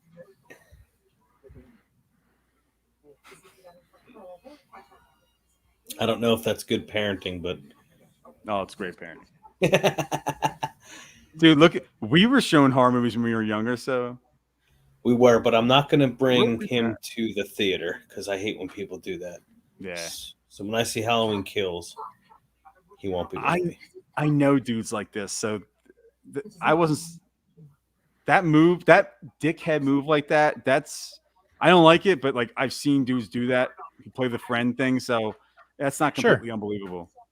But like this dude never had a shot. No, but Like I mean, I'm sorry. Like the men in this movie are just weak. Not all of them. Yeah. Well, not Michael. Exactly. Not Michael. Not what's his name? God damn it. Will Patton's character. Oh, Sheriff Hawkins. Mm-hmm. I don't know how I remember that. What is this plea for mercy? Yeah, here he is. Because he's friends with the guy who. They're making me guacamole in all these sexy ways. He's drunk. I've probably given that excuse. Like, I was trying to. Yeah. Yeah. I'm sorry. I'm not trying to trespass in your yard and shit, man. I was just trying to take a shortcut with a really pretty girl, and I just really It's never gonna happen. She liked me too, and you ever really liked a girl and you just couldn't have her? He's like, what? Thank you.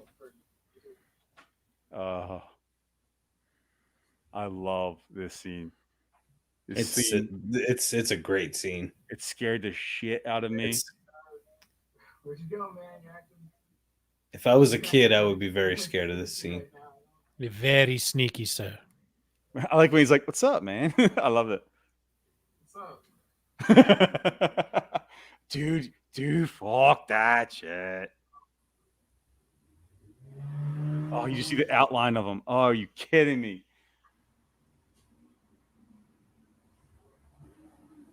Ah, God damn! Ah, son of a bitch!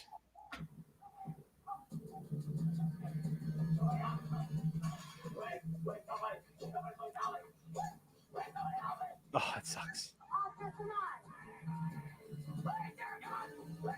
Oscar. Oh. Ow. Ouch. And got a nice little Shaun of the Dead throwback. Oh, no, Hot Fuzz. Remember the end of Hot Fuzz? Yeah, Mhm. the Bond guy, right? Yeah, Timothy Dalton. Yeah, Oh, dude, the Shea Puns Allison. yeah. This is. I was worried that John Carpenter may not have cared until this point. Dude, like goosebumps. Are you kidding me? It's a good one. Oh, are you kidding? Now, it's shorter than I want, but it's still. Oh.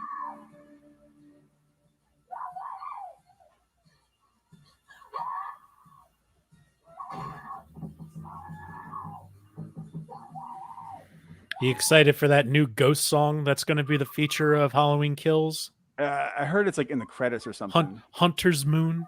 I heard it's in the credits.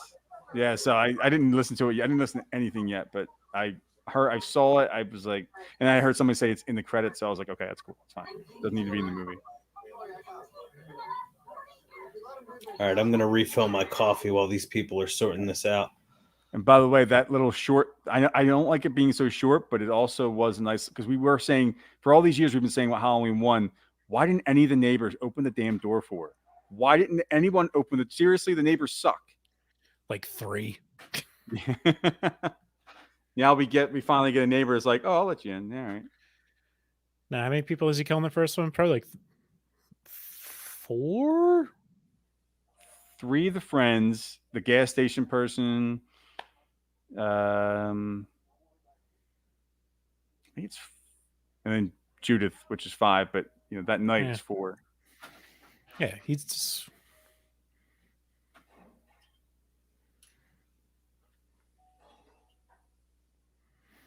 And the score in this movie is just awesome.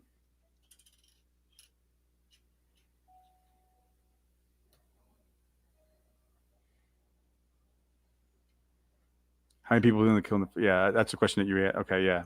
He is on a roll. Like, gotta have more.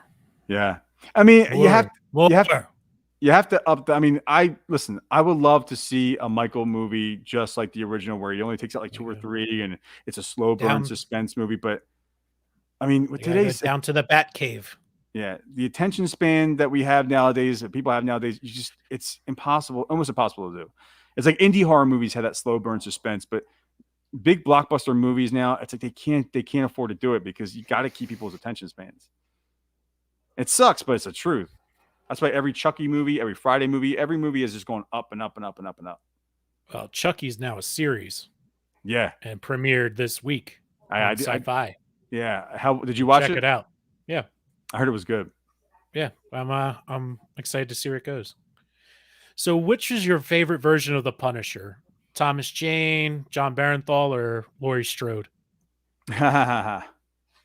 Dude, if we can accept that dudes can have this many guns and just be like an enthusiast, then why can't Laurie Strode? What's the problem? I don't get it. 40 years, Joe. What's the problem? That's the problem. Yeah, but we have dudes who are like 60 years old who have a collection of guns that like. I know I have friends from dude. I have friends. There's more to that basement than the guns, Joe. I have friends from high school. Who have a gun collection. I know lots of people have tons of guns. Yeah. So what's the problem? But she's got it like perfectly stashed in the but her fortress. Yeah, but what did she do for a living? Ooh. I mean, I don't really. It's not really important, but I mean, I get it. But look, in the movie You're Next, which is a great movie, her family was survivalist stuff. So, and we believe that. Yeah, see?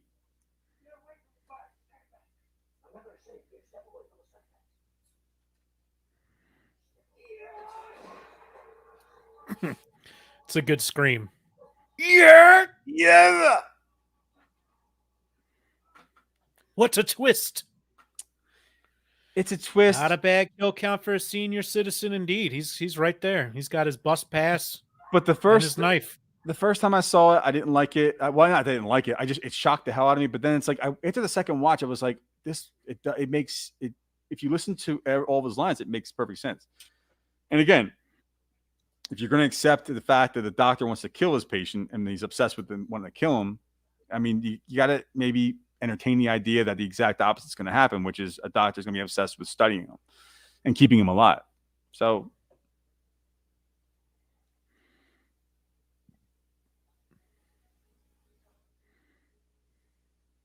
and I like if this is a little nod to Mustafa Akkad, I like it too. Another reason why I like it, because his accent isn't, even though it's not the same, it's, if you listen to, I watched an interview, that scene, ridiculous as that is, that freaked me out. It's still weird looking. I listened to a couple of interviews with Mustafa Akkad, and Mustafa Akkad has a similar sort of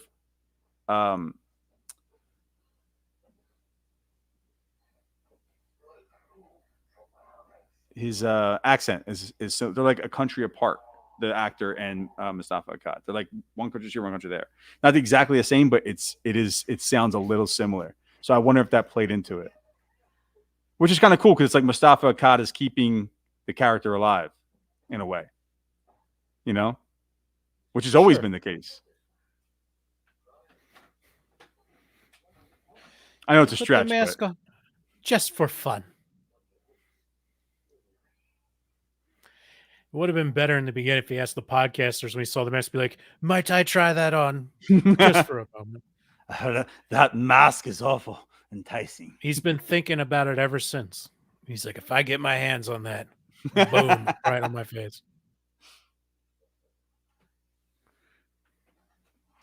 We just want to call out the fact that Allison looks exactly like Judith Myers. Here it is, the Banh Mi sandwich. Yeah. So predictable.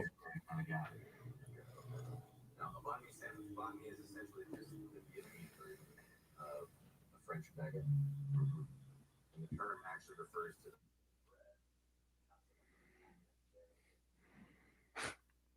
I love that here they just call them Vietnamese hoagies. I like the fact Banh Mi is like more is popular. Yet, like, you know, now it's banh mi everywhere. When they first started like popping up around Chinatown, it's like Vietnamese hoagies. Yeah. Which is, some people don't even know what hoagies are, which is, they call them subs, which is ridiculous. Some people call them heroes. I don't get it. I don't, not at all.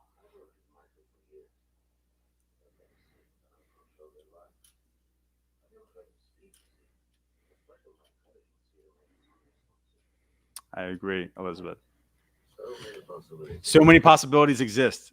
Thank you. So is this, they needed this to happen in order for Michael to meet Lori again, right? I mean, they don't need, to me, it's just like, it's just a way for, like, he didn't get exactly to the house. He got close, but it's like, it makes it so Michael he has no motive to go after Lori. And that's the whole point, because he's Jason Voorhees now. He's just running around killing I think everybody. he likes Allison. I think he wants to go after Allison. Why? Who knows? Maybe she looks like Judith, because she does look like Judith. Wait for it. She looks exactly like Judith Myers. Wait for it, Judith. And then you hear the breathing. Yeah, the breathing intensifies, and look, it's the creepiest ass scene. He's like, "What? Oh, fuck you! I'm not." That's creepy as hell. See, now he's all mad. You put his mask on. Look how strong he is. He's doing all those, like, there's only one thing that can stop him.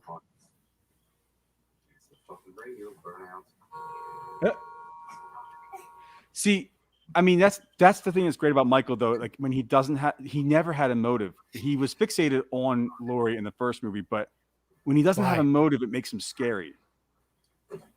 Scarier than, I mean, Freddy's going after his revenge. He's going after people. Oh, you know, who the parents burned them alive. You know, they killed them, and then Jason's going after all the counselors in Crystal Lake. It's best when Michael is just Michael. Jason's mom's going after the counselors at Crystal Lake. Jason just goes after whoever's around. That's true. Squish your face. He said it's ocean spray, all the cranberry juice. You know, he's all the grapes. So he's 64. He's been shot in the shoulder, hit by a car. Still strong as can be. Nothing's taking him down. 6 times. No.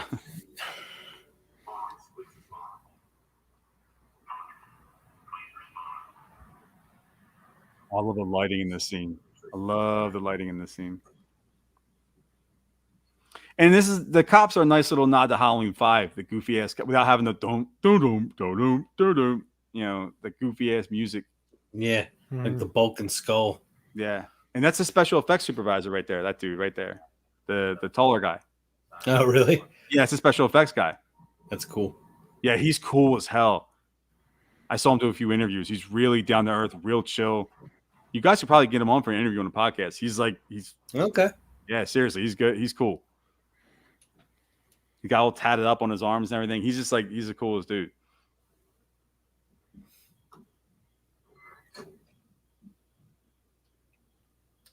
And the banh mi sandwich stuff, it's like, yeah, it's this funny scene, but oh, by the way, same hat and same picture as her original room, Laurie Strode's room in the first one. Same hat. Is that a Myers house dollhouse? Yeah. Yep. It's cool. First time I noticed it, if that's what it is. Yeah, look at that. Look at the Myers house. She should know what it looks like. I mean, and there's also like a doll, but they couldn't get the exact Raggedy Ann doll because of like copyright reasons. But the doll's in there too. There's a couple of things in that room that was in the original room, which is kind of cool. He isn't the most competent person, but like he's necessary. Sure. Because I mean, I would like to think that I'm more like Laurie Strode in these situations, but I'm probably more like Ray. I'm probably more like, hey, come on, let's have fun. There's some killer on loose, lock the doors out, we'll be good. I would never do this, but he just never experienced trauma like they did, so it makes. I like Ray. I like the actor who plays him. How can I help you, partner? Yeah, he's needed for Karen. Like she needs him. He's just like this levity. Oh, that's creepy looking, isn't it?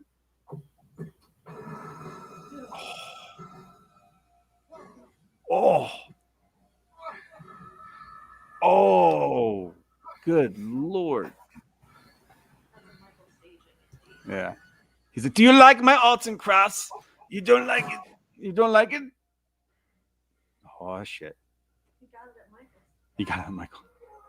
Oh, poor Ray. Oh. I agree. From the female perspective, the fans have two options: relocate, change your name, attempt a new life, and protect yourself. Yeah.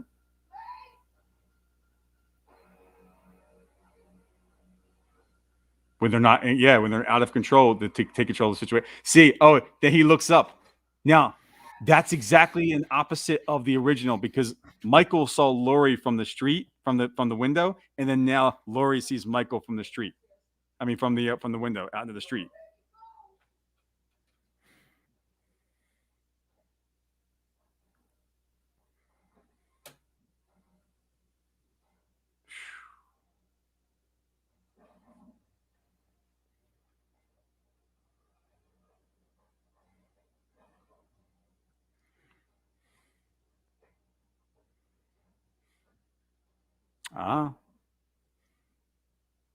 Just go off the deep end.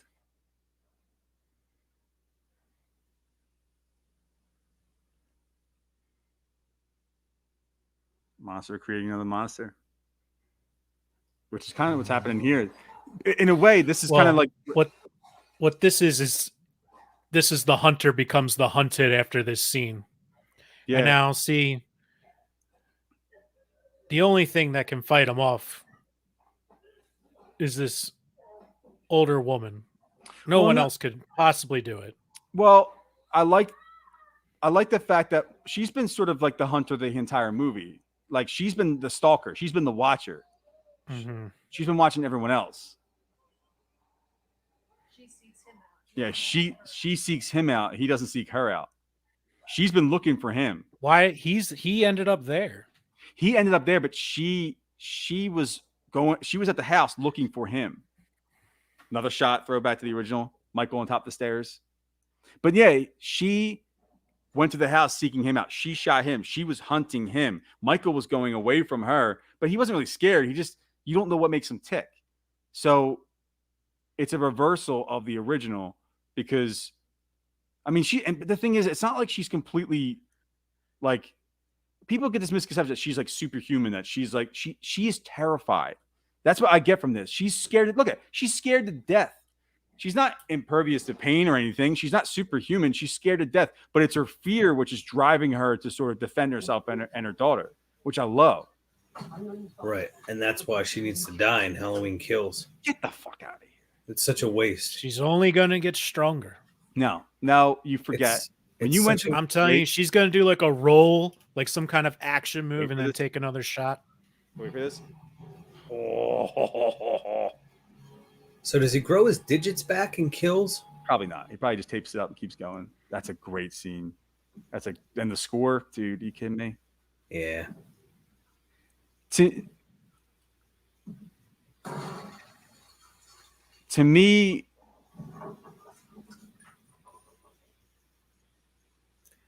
it's just, you know what? Look, people who watch this movie in 78 are rooting for Laurie Strode. There's actually audio of that one of the the theaters where it's like, people are just like, oh, yay. And like, one guy's like, stupid bitch, you need to die. You deserve to die. No. 78, of course I was rooting for her, and an H2O. That's the thing. That's absolutely. That. You're not supposed to root for the bad guy. Well, if this is the movie and you're rooting for Laurie Strode in this movie, great. But now all bets are off because you got a sequel coming out to it. Which isn't supposed to happen. It's all one sequel. It's a 3-part movie. Yeah. So part 2, she needs to die. No, it does. Stop it. No, because this is all wasted. This is such a great fight. This is a great boss battle. Yeah, but this was always going to be 2 movies. I like that the Halloween Kills is going to be like just basically like Halloween on steroids, and give me a Jason movie with Michael, and then give me the final chapter in the 3rd one. That's fine. And it just takes his kill total, his kill count goes, now he's going to be the king. He's going to be the king of the slashers now, whereas Michael always should have been. Yeah. His kill count is going to go above Jason, as it should. Will it really? By becoming Jason. Not really. It's going to go one movie. This is such a good movie, this 2018. This is so good. Oh, nice. They're going to ruin it with Kills. No, they're not. To me, you just have fun with it, man. Just have fun with it. It's not gonna be the same movie. I have a feeling Kills is gonna be just like, it's all gonna be jacked up on Mountain Dew, and it's just gonna be just a slasher madhouse. It's gonna be a throwback to sort of 80s slashers, but like not like in the 70s way. It's gonna be like just the kill count's gonna be crazy. It's gonna be wild, and it's just gonna be fun. It's just gonna be straight popcorn entertainment, big dumb fun. And then ends is gonna be the real statement, the period on the end of the sentence. I think we take these movies too seriously sometimes. Just gotta have fun with them. Well, we're into it, yeah. Yeah, but Michael's supposed to having fun, and that is, I am having fun with it. That's what I'm saying. It's just like, if you're gonna waste this awesome fight and this big reunion, if you're gonna waste that and make another movie, then let's have some fun. Make her die. No, that's not fun though. That's not fun. I think I have a feeling that there's a lot of people that are gonna die in Halloween Kills. Yeah, so the nurse, Marion Chambers, she better not die again. I know I said that earlier. Well, she died in H2. Yeah, I'm sorry, in H2O, and yeah. So we can't kill her a 3rd time now, or a 2nd time. I'm sorry. I don't think you should. But I have a feeling just the way that this movie is going, the sense I get is that just, to me, all bets are off. I don't know who's going to live and who's going to die, but I know that there's going to be a very high kill count. That's the one thing I know is it's going to be a high kill count. Well, the movie's called Halloween. Kills. Yeah, right. I mean, Joe hasn't seen the trailer, so. No, I don't. I got you. I'm going on a whim, just based off just my gut feelings. Stills, I see production stills, and I can't escape all the leak stuff. But I'm sorry, Stargaze. You got to keep it. If you're gonna make a a most vicious slasher and waste this awesomeness of a film. She's got to not- go. It's not wasting though. It is. No, it's not, because they 'Cause always now- intended he's on just- having I think you're given an excuse to try and to justify killing off Laurie Strode for anger reasons. No, I like this movie so much. It's like, why do we gotta do like? But you give us said that another one in 10 but years. It's you not also this. did say that about H2O when 2018 first came out. All I'm saying, this is a great scene by the way. All I'm saying is this was always supposed to be a 2-part story. They stretched it, H2O. Great ending. Perfect ending. which H2O. I would love to see them do that ending in Halloween Ends, but better. Just same ending, but just better. Have her chop his head off. Same thing. It was a great one. But So that's good. the thing. The ending isn't make up for the rest of the movie, though. 'Cause that movie's not very. I watched mean, it tonight. that's fair. H2O is made up of good moments, Yeah, but it's a 90s slasher. Yes. he's in there like not Annie, but the other PJ Souls character. And Yeah. H2, that ending, man. H2O, good ending. Great ending. Great ending. I even say in my ranking video, it's like great ending, but the movie itself, it frustrates the hell out of me. Comes from the ceiling. Oh, come on. That's awesome. That is so cool. How is that possible? Because It's a cool idea, but like, if we're gonna talk about, and now, so now you're gonna question the possibilities. What's real and what's that's what I'm saying. Like, it's a cool idea, but like, if you're gonna all I'm saying is, I'll let it go if you guys are gonna let go some of this shit. But if you guys are gonna criticize some of this shit, I'm gonna say, one arm push up from the side of the goofy ass pipe that he's laying on top. I don't know what the hell's going on. And he's just he's like, hello. Okay, I'm cool with it. That's a great scene. Yeah, it is. Took too long.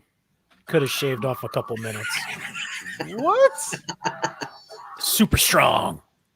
Joe, to be fair, when I heard She's gonna overpower him. Whoa. I was like, how are they going to make this fight interesting? And I do think they made it interesting. Oh yeah. Fun fact, RedRiverHorror.com, it's the only film with 5 votes from a real movie critic. With 5 votes, Seb? Votes. 5 out of 5. Oh wow, awesome. Yeah. Yeah, dude. It deserves. I mean, look, is it perfect? No, but it's really good. Grandmother? Yeah, don't look at the blood on the thing. Nope.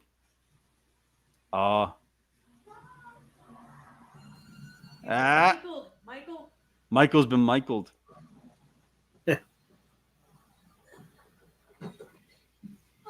Yeah, Laurie Strode has such a like. Super powered Strode, man. It's a sad. Like, she goes from surviving the first movie, and then has a this rough situation with her daughter, her granddaughter. She's the alcohol abuse and the trauma, and all this time, her best friend's getting killed off and stuff. It's just like, and at the end, you're just gonna have her die. It's like, what? It doesn't matter if Allison kills him or if Karen kills him. If Laurie dies, it's just a sad story. No matter what, it's not happy. You can't kill him now. Now it's like evil is forever. It's it. like he's got to win now. Now that it was. You know me. I love Michael. He's my favorite. I know, but like we're supposed to root against this motherfucker. I do. When the conclusion of this film comes around, I absolutely root against him. It's like, all right, this is good stuff. But then it's just like, let's grab some more money. Let's do it again. You keep going to that, but that's. I would too, Joe. I'm not saying, dude. If I made films, I would totally cash in. Believe me. This movie gave us what we wanted. I appreciate that. They made a competent, very good Halloween film. One of the best. Yeah. And that's all you can ask for as a fan. But now we're cashing in on sequels. It's just like, all right, here we go. Blumhouse runs the money train, which is fine. But you love capitalism. You love that's the business, man. And not only that, but it's like I'm envious. I'm envious. Absolutely. It doesn't take away. I love this scene. I love the score. It doesn't take away from this movie, even if they shit the bed and kills and ends. It doesn't take away from it because, to me, they always had a second part. I love them having fun with it, making a second one. They're gonna do a soft reboot again. At least I think they go the anthology route. But I mean, it doesn't take away from the movie. And I mean, again, Halloween Kills is to me is filler. They're just gonna have fun with it. Wait. Ends is the real second part of the story, which they always had a plan for. They always want to do that. Yes, very important character arc. Remember I said earlier how Karen was stronger than she let on the entire movie? She just was walled up. No shit, Joe. Next one, she's gonna be a total badass. Just wait for it. She's always is a badass. It's gonna be like the Matrix. Oh. Karen's always a badass. Gotcha. Got him. Perfect. Lame. Just another throwback, another callback to the original. With the lighting on, that's great. And the same thing happens too. She gets stabbed in the arm. That was all the original thing on top of the steps. That's exactly what happened. Remember, Lori found on the steps. Michael found on the steps, and then she got someone got hit on the shoulder. It's the exact same thing but reversed. You're right, guys. These characters are so super. They're like superhuman. It takes all three of them to fight off one guy. Fucking superhumans. You guys are ridiculous. At least Lori does it by herself with no problem. I don't know if you said it. I was going to say, I don't remember saying that. No, that was Joe. That was Joe. I'm saying Lonnie's kid is not dating Allison. That's just not happening. I mean, this is a 65-year-old man who's been shot twice, hit by a car. He was shot 6 times in the original. He was much younger then. Oh my lord! Come on, much younger. There's another throwback to H2.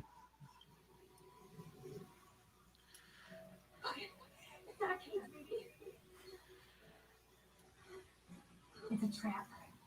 He's like, what? I like how he doesn't freak out too. He just stands there and stares. It's so creepy.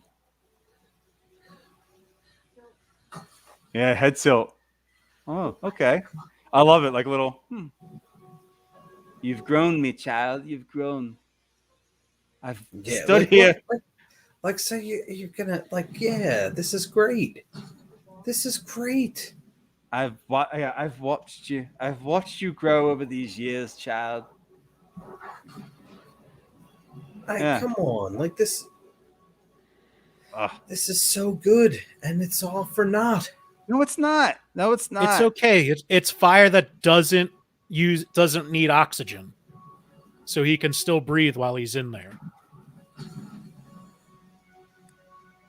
It's got a callback to H2, and to me, at the end of this movie, even when I thought it was the end, which I didn't think it was the end because I already read beforehand that it wasn't going to be the end because there's a 2-part to this. But yeah, which is not. This should have been the end to the next one then. But that's not a satisfying ending to me. I want to see her kill him. Wait till you see how he gets out. Who knows? Oh, dude, I can't wait to see that. But that's the thing. I don't. Halloween 4 truck with the little thing on the side. But I don't want to see that was a great ending. But when he wasn't there, that shot. When he's not there, I was like, and he's not there anymore. And to me, I want to see her kill him, and then end this saga. You can always do it again and soft reboot, but she has to kill him. She's got to kill him. And she didn't drop the knife like what we did. Yes. She's got to kill him. She has to. For Dr. Loomis, for Nancy, for Annie or Annie, for Judith, for Bob. Who's the for Anthony Michael Hall? Yeah. Who's the God damn it, I can't think of her name. PJ Souls' character name. Oh, Linda. Lori has to kill him. She has to. There's nobody else that could do it. If Donald Pleasance was here, I would say Loomis, but she has to do it. If anybody else kills Michael, it just would not feel right. She's got to do it. And She will. She's smaller, faster, just slightly younger, but still basically a senior citizen. I don't care. It's a great story. She's got to. Oh, that's a good question. Yeah, Jonathan Denny. Was that your first time watching this one? Does Thanos show up after the No, credits? but I mean, no. he might as well. Here we go. All right, so She Jonathan, might as well be an Avenger. So Jonathan Denny, ready for this? This is what happens at the end of the credits. This is how Joe D says to Joe Z and I that we're supposed to know that there's a freaking sequel, right? So there's breathing at some point. Well, he's not there. He's not there. Oh, so now we know it's a sequel. But no, he's not there. Like he's gone. Yeah.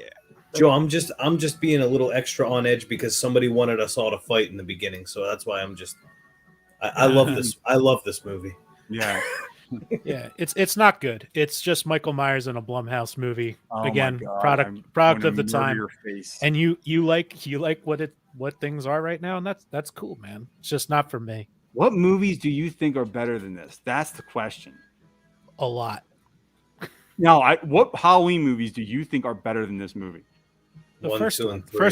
Well, The obviously, first one. The first one's all that really matters at this point. What are the Halloween movies? We can besides say the first? again, Joe. You didn't listen to what I was saying in the beginning. No, I did. I want to know what movies you like. What Halloween movies you like more than this one? Honestly, I like Rob Zombie's better than that one, and I'll stand very Oh. firmly by that. Oh man. And I'll tell you why. It's like even with like the beef where it's just like it's got too much Rob Zombie in it. You know it's Rob Zombie. It says it's Rob Zombie's Halloween. It's a Halloween movie with Rob Zombie traits in it. But it's not though. Nothing special, no frills. It's just But it's not though. That's So- not actually so that goes against everything you said because technically that movie he hated because it wasn't his real vision. The studio intervened too much. right, but it doesn't matter. I'm talking about the dialogue and the things that you wouldn't So like. literally So just that's said- that's this Joe. What you're the fuck are you talking about? That's exactly. It's You got just the, said I'm mean, Rob's- you I'm said it's mean Rob's- Joe, whatever. You Bitch. said that- you like said- it's got you the literally stupid. You said it's Rob Zombie. Joe, That's Rob Joe, Zombie. it has so much of his. There's flavor the in it, breathing. even with the studio edits.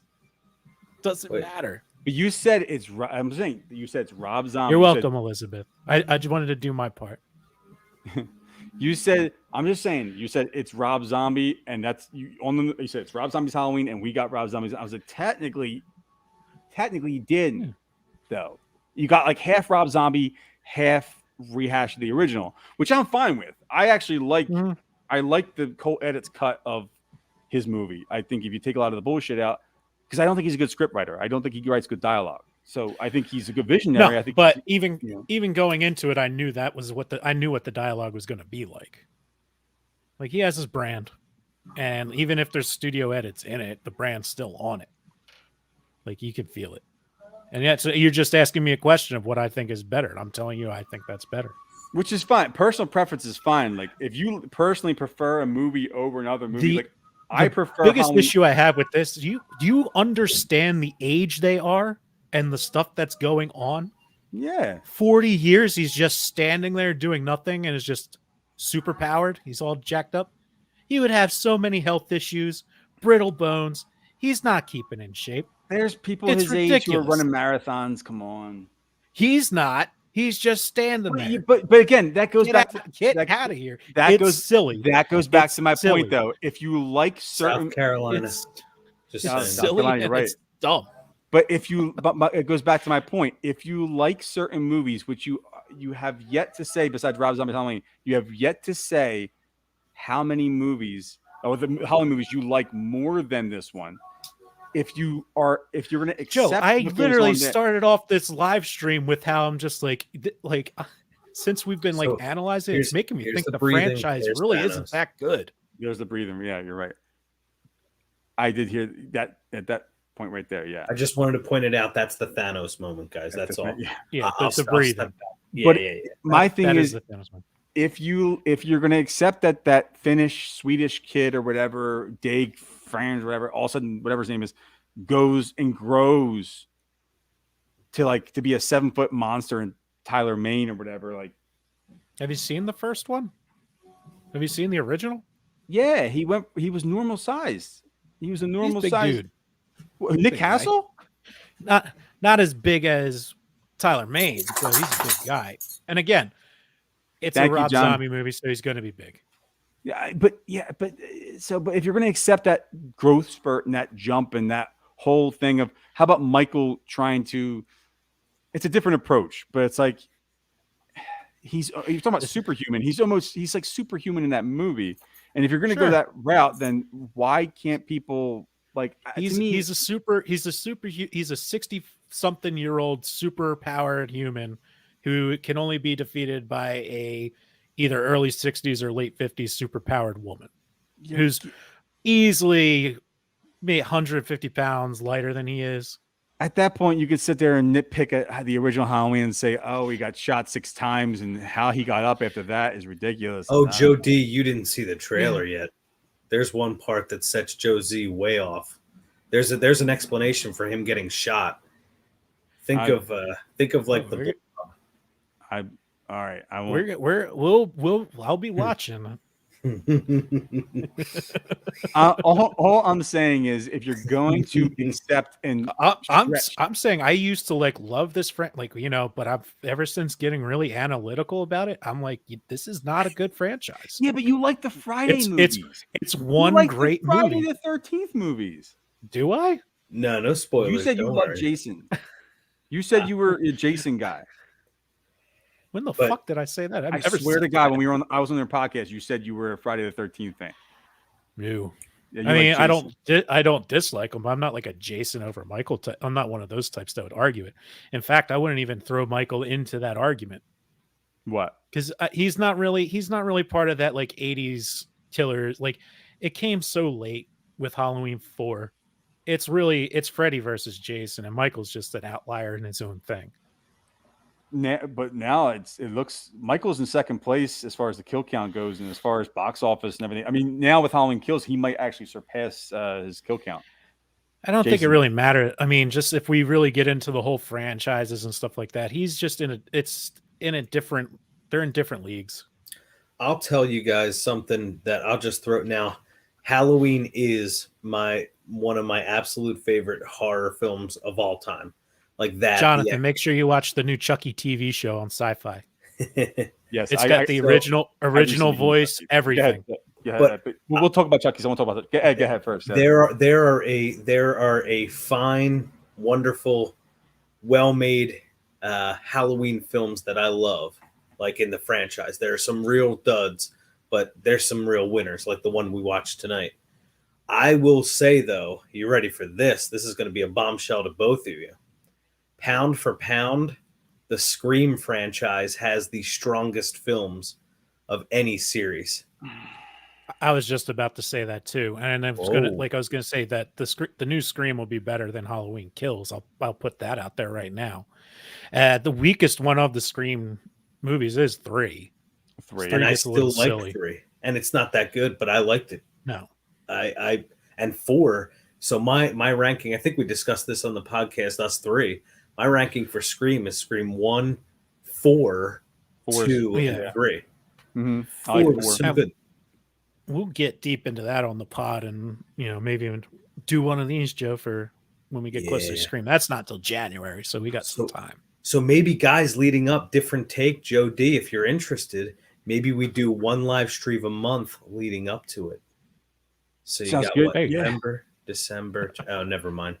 It's too bad. I tried to figure it out, but I can't, man. I was going to do one a month from here on out anyway, so I'm fine with that. I mean, I even if we did like one of my own and then one of you guys, I'm fine with that. I like the Scream movie. I think Scream is a really great idea, and I like as like a meta horror movie. I like it. As far as a horror movie goes, it's not my favorite because it's not, to me, it's more of like a meta, like whodunit humor, like horror humor, sort of like, But if you were to put it as far as the films, the quality of those 4 films up against the quality of the entirety of the Halloween series, the entirety of the Friday the 13th series, Mhm. which has the strongest bank of films? Yeah, as of this moment right now, it's Scream, which is, as far as like from a film goer standpoint. Personally, I just find Michael and the whole thing about him more interesting, and Freddy too. I like Scream more than Friday the 13th. I like Jason. I want them to do better by him. I think he's a cool concept, cool movie, the whole thing. Friday 1, Friday 2, I love it, but they just haven't done him justice. And I actually got recently more into Chucky. I didn't think, like Jonathan Denny says, real talk, Chucky is my fave. I recently got more into Chucky. I used to like Chucky, but I didn't really get into him too much. Lately, I enjoy Chucky's movies more so than the Friday the 13th. So as far as a horror movie goes, yeah, maybe it's not one of my tops, but as far as like overall film, yeah, the Scream movies they are better movies per se than the Halloween movies, but I just don't enjoy them as much. I like the whodunit aspect, but No, and it's Halloween 1978 is, the best, Yes, one that's of the best undisputed. horror movies of all time. Yep. And Yes. it's just these branches that try and catch fire, and they're just products of the time of when they're made. And we're gonna look back at this, 10 But years so are from the- now, you can but so watch are the again, Scream- and you'll so are the you'll Scream movies, cringe though. at you'll cringe at stuff in that because it's just so the trend now. You But will. But the Scream I movies did the guarantee same it. thing. The Scream movies did the same. Like he No, didn't they want to. set the trend. Yeah, but Wes They Craven said didn't want to make they were those movies. He Doesn't was matter, he man. We're not- completely stressed them out. Like if you want to talk about like milking it for everything it's worth, the Scream movies did that. I mean, he was on. I mean, Sure. but they knew that and were self-aware of it by the third one. You don't think any of these Like companies? the third one was making fun of that fact. Yeah, was because making fun of the sequels and the established. franchise. It's established already. That's what they're literally. It's a movie making fun of a horror movie, which is why I love New Nightmare so much, because essentially it was like Yeah. New Nightmare could walk, so Scream could run. Like essentially, like you would have no Scream without New Nightmare, and Yeah. I think that if you're gonna have that's the whole idea of Scream. It's a horror movie about a horror movie, and that's fine. But I'm saying if you're going to sit there and criticize the movies for spawning off sequels and milking it for everything it's worth, I mean, the Scream movies did that too. And Wes Craven, like I said, I read a story the other day where literally they have like interviews with Wes Craven where he was literally saying like, I think David Arquette said it, that they stressed him out. Like he was completely stressed out because he just he knew he had to deliver on every single one. And he didn't necessarily want to keep doing a Scream movie every single, other year or whatever the hell it was. I like the Scream movies, but I'm saying if we're going to compare, I mean, at this point, they're pretty spread out, but there's no different timelines. This is still in the same timeline. So there's really no comparison. yeah, but it's two different kinds. Michael's one character, Jason's one character, Freddy's one. It's like you can't have multiple Freddy. This is like a whodunit. And then Scream has to also do that thing where they have to change the backstories and say like, oh yeah, by the way, like they did with Halloween 2. Oh, it's a sister thing. And I say, oh, wait, it's not, because it's like you watch the second one, you're like, you kind of feel duped. That's why I'm not really a huge fan of the second one, but it's like you kind of feel duped at the end of that one. You're kind of just like, oh wait, what? Like it's like this new character gets introduced. It's like, yeah, it's actually somebody. It's like, Yeah, no, New Nightmare. I'm with Stargaze. I like A Nightmare on Elm Street. Notice I said like, not love, and I like New Nightmare. But like, you like who? You like what? New Nightmare. So Nightmare on Elm Street, the original, and New Nightmare, and the reboot. I like that one as well. The reboot was really good. I thought Yeah. the Friday the 13th reboot was really good too. I think that I did as well. Yeah. We talked about this when you weren't here, Ed. We were talking about those two and about how it's a shame that they didn't really take off and expand. But I mean, that's just the way it goes. I'm sure there'll be more of those characters to come at some point in some new way. Or yeah, the Craven estate is taking ideas, like pitches for a new Nightmare movie.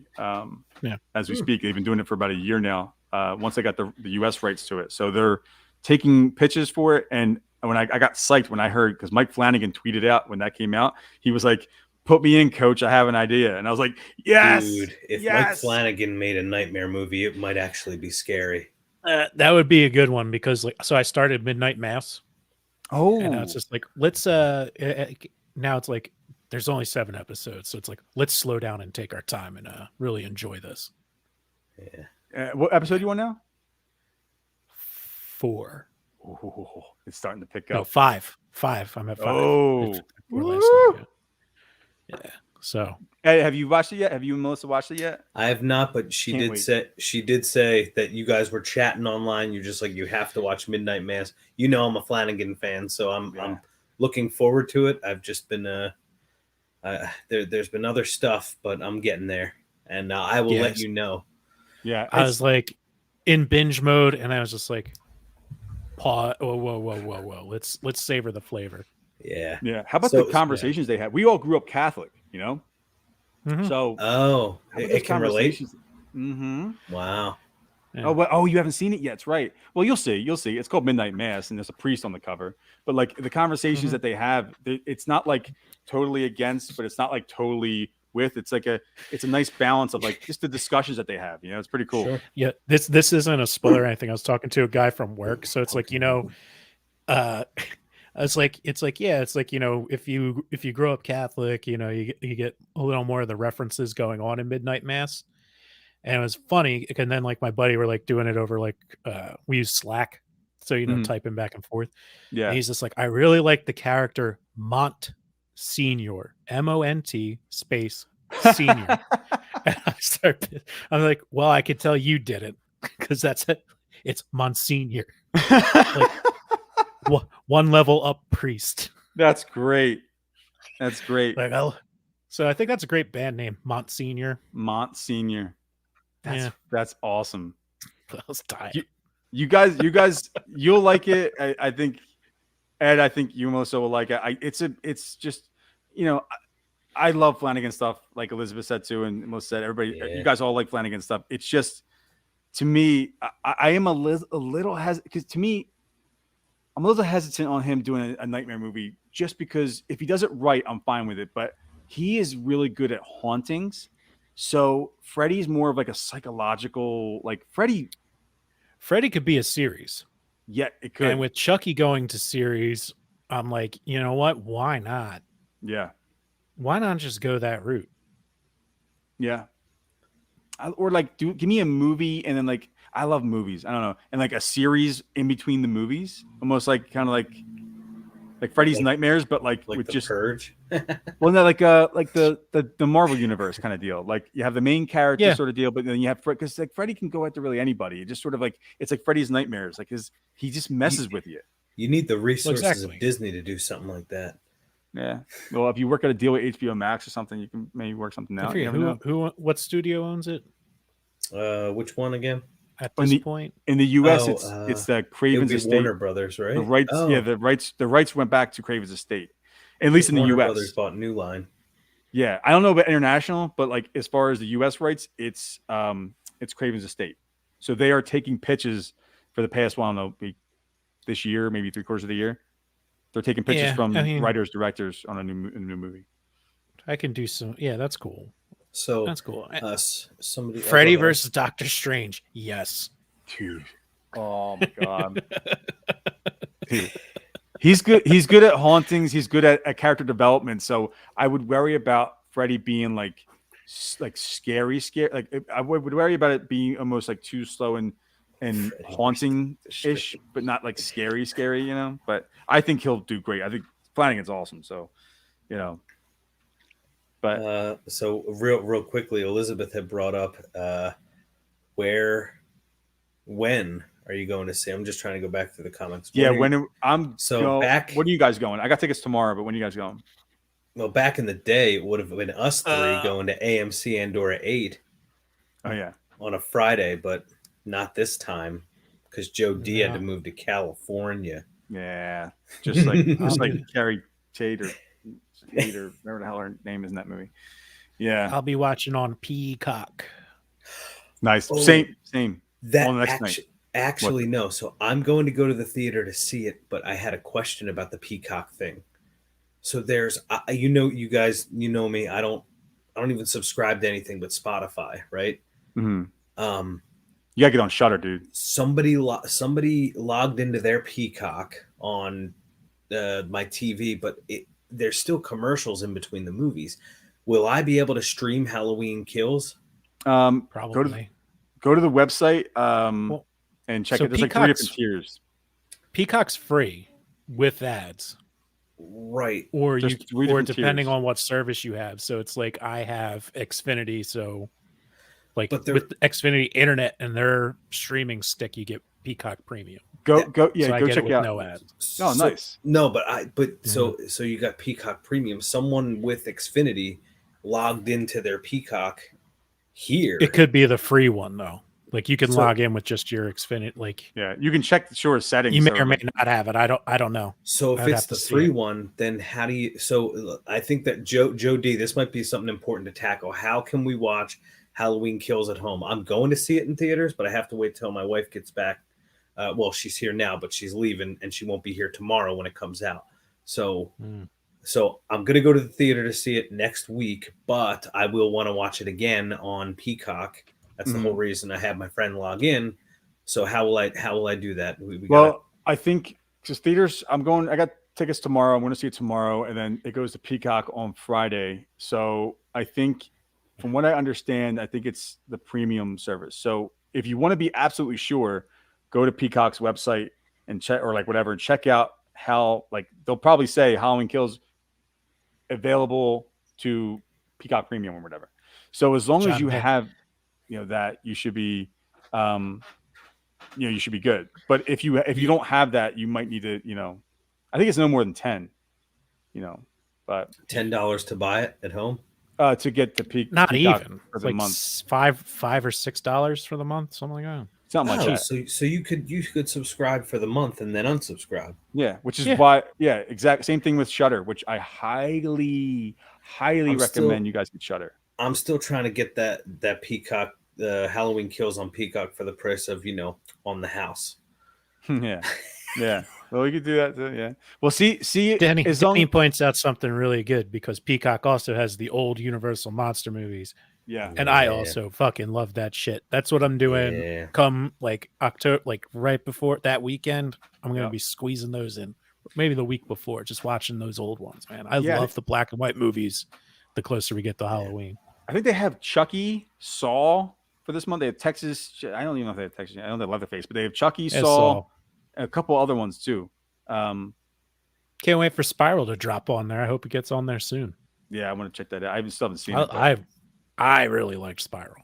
Really? Me and Joe, it's sentimental pick because we actually went to the theater to see it. It was like the first time he and I had both been back in the theater, and it was like, oh my gosh, this is awesome.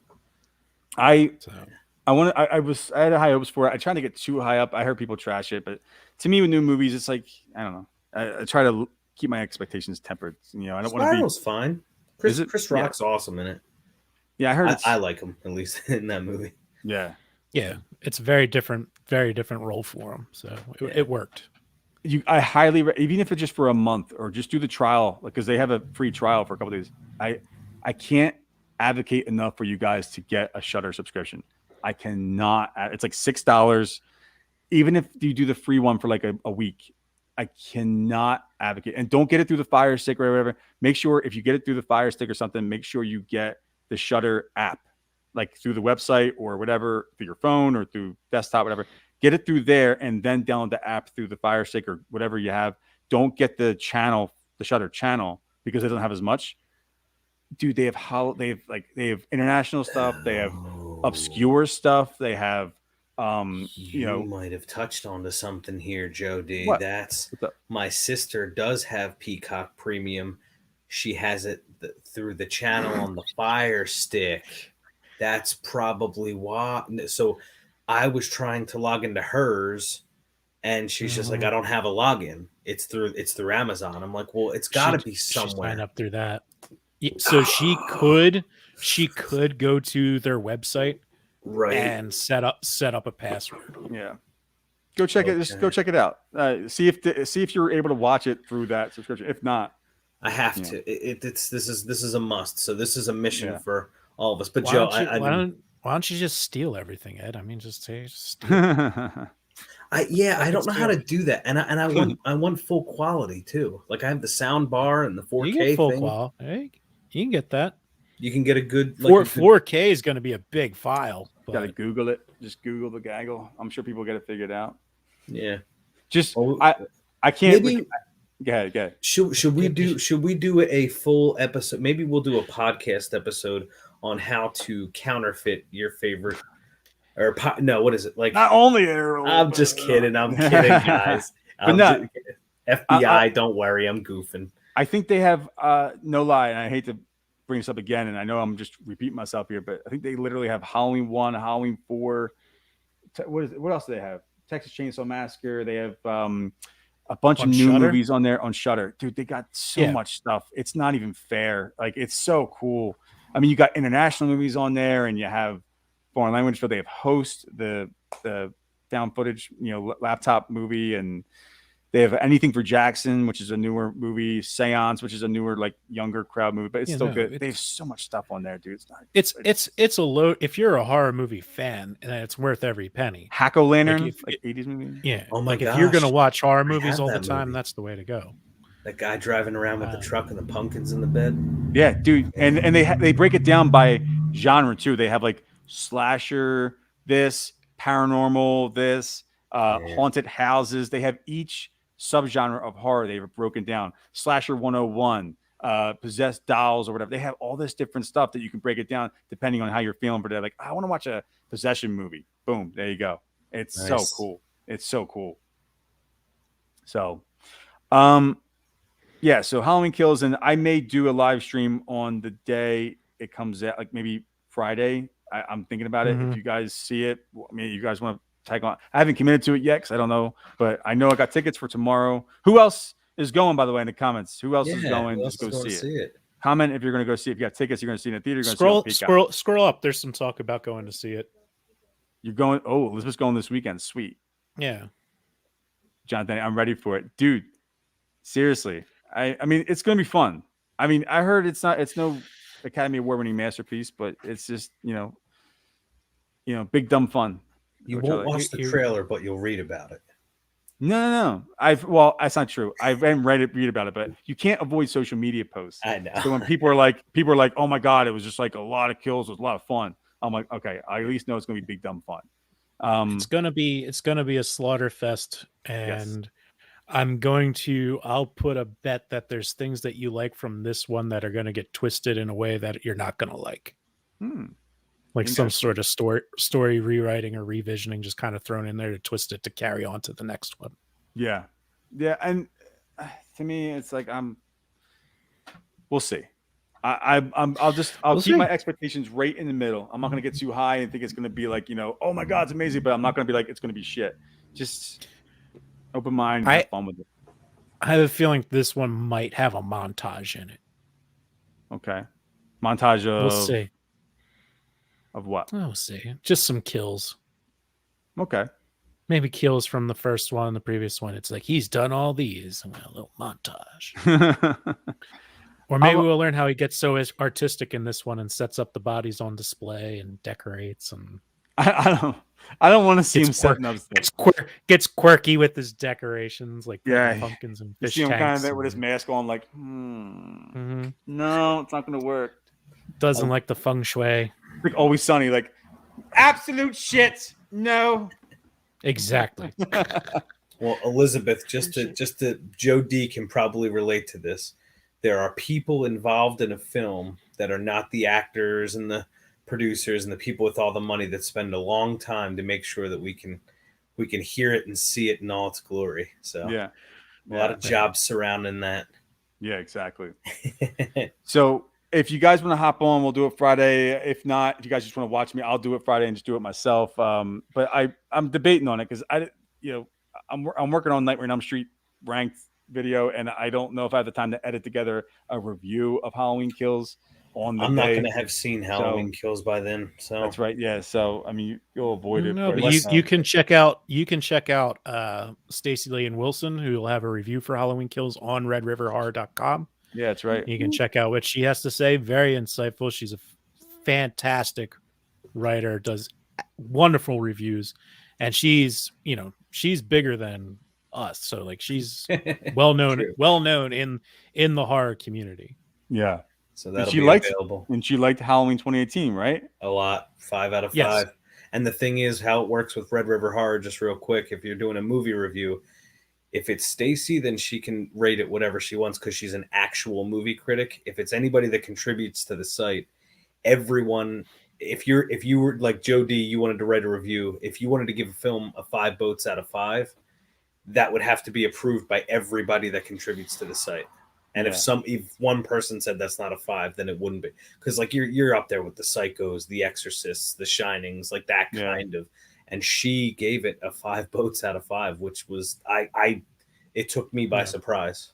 I don't. Hey, I'm not going to argue it. So, thank you, Elizabeth. Thank you, Elizabeth. Everybody for thank you for everyone who jumped on. This is a lot of fun. Yeah, especially with everybody interacting. So sorry I had to be the bad guy. Sorry, I had to be the bad guy on this one, but it's all good. It's all good.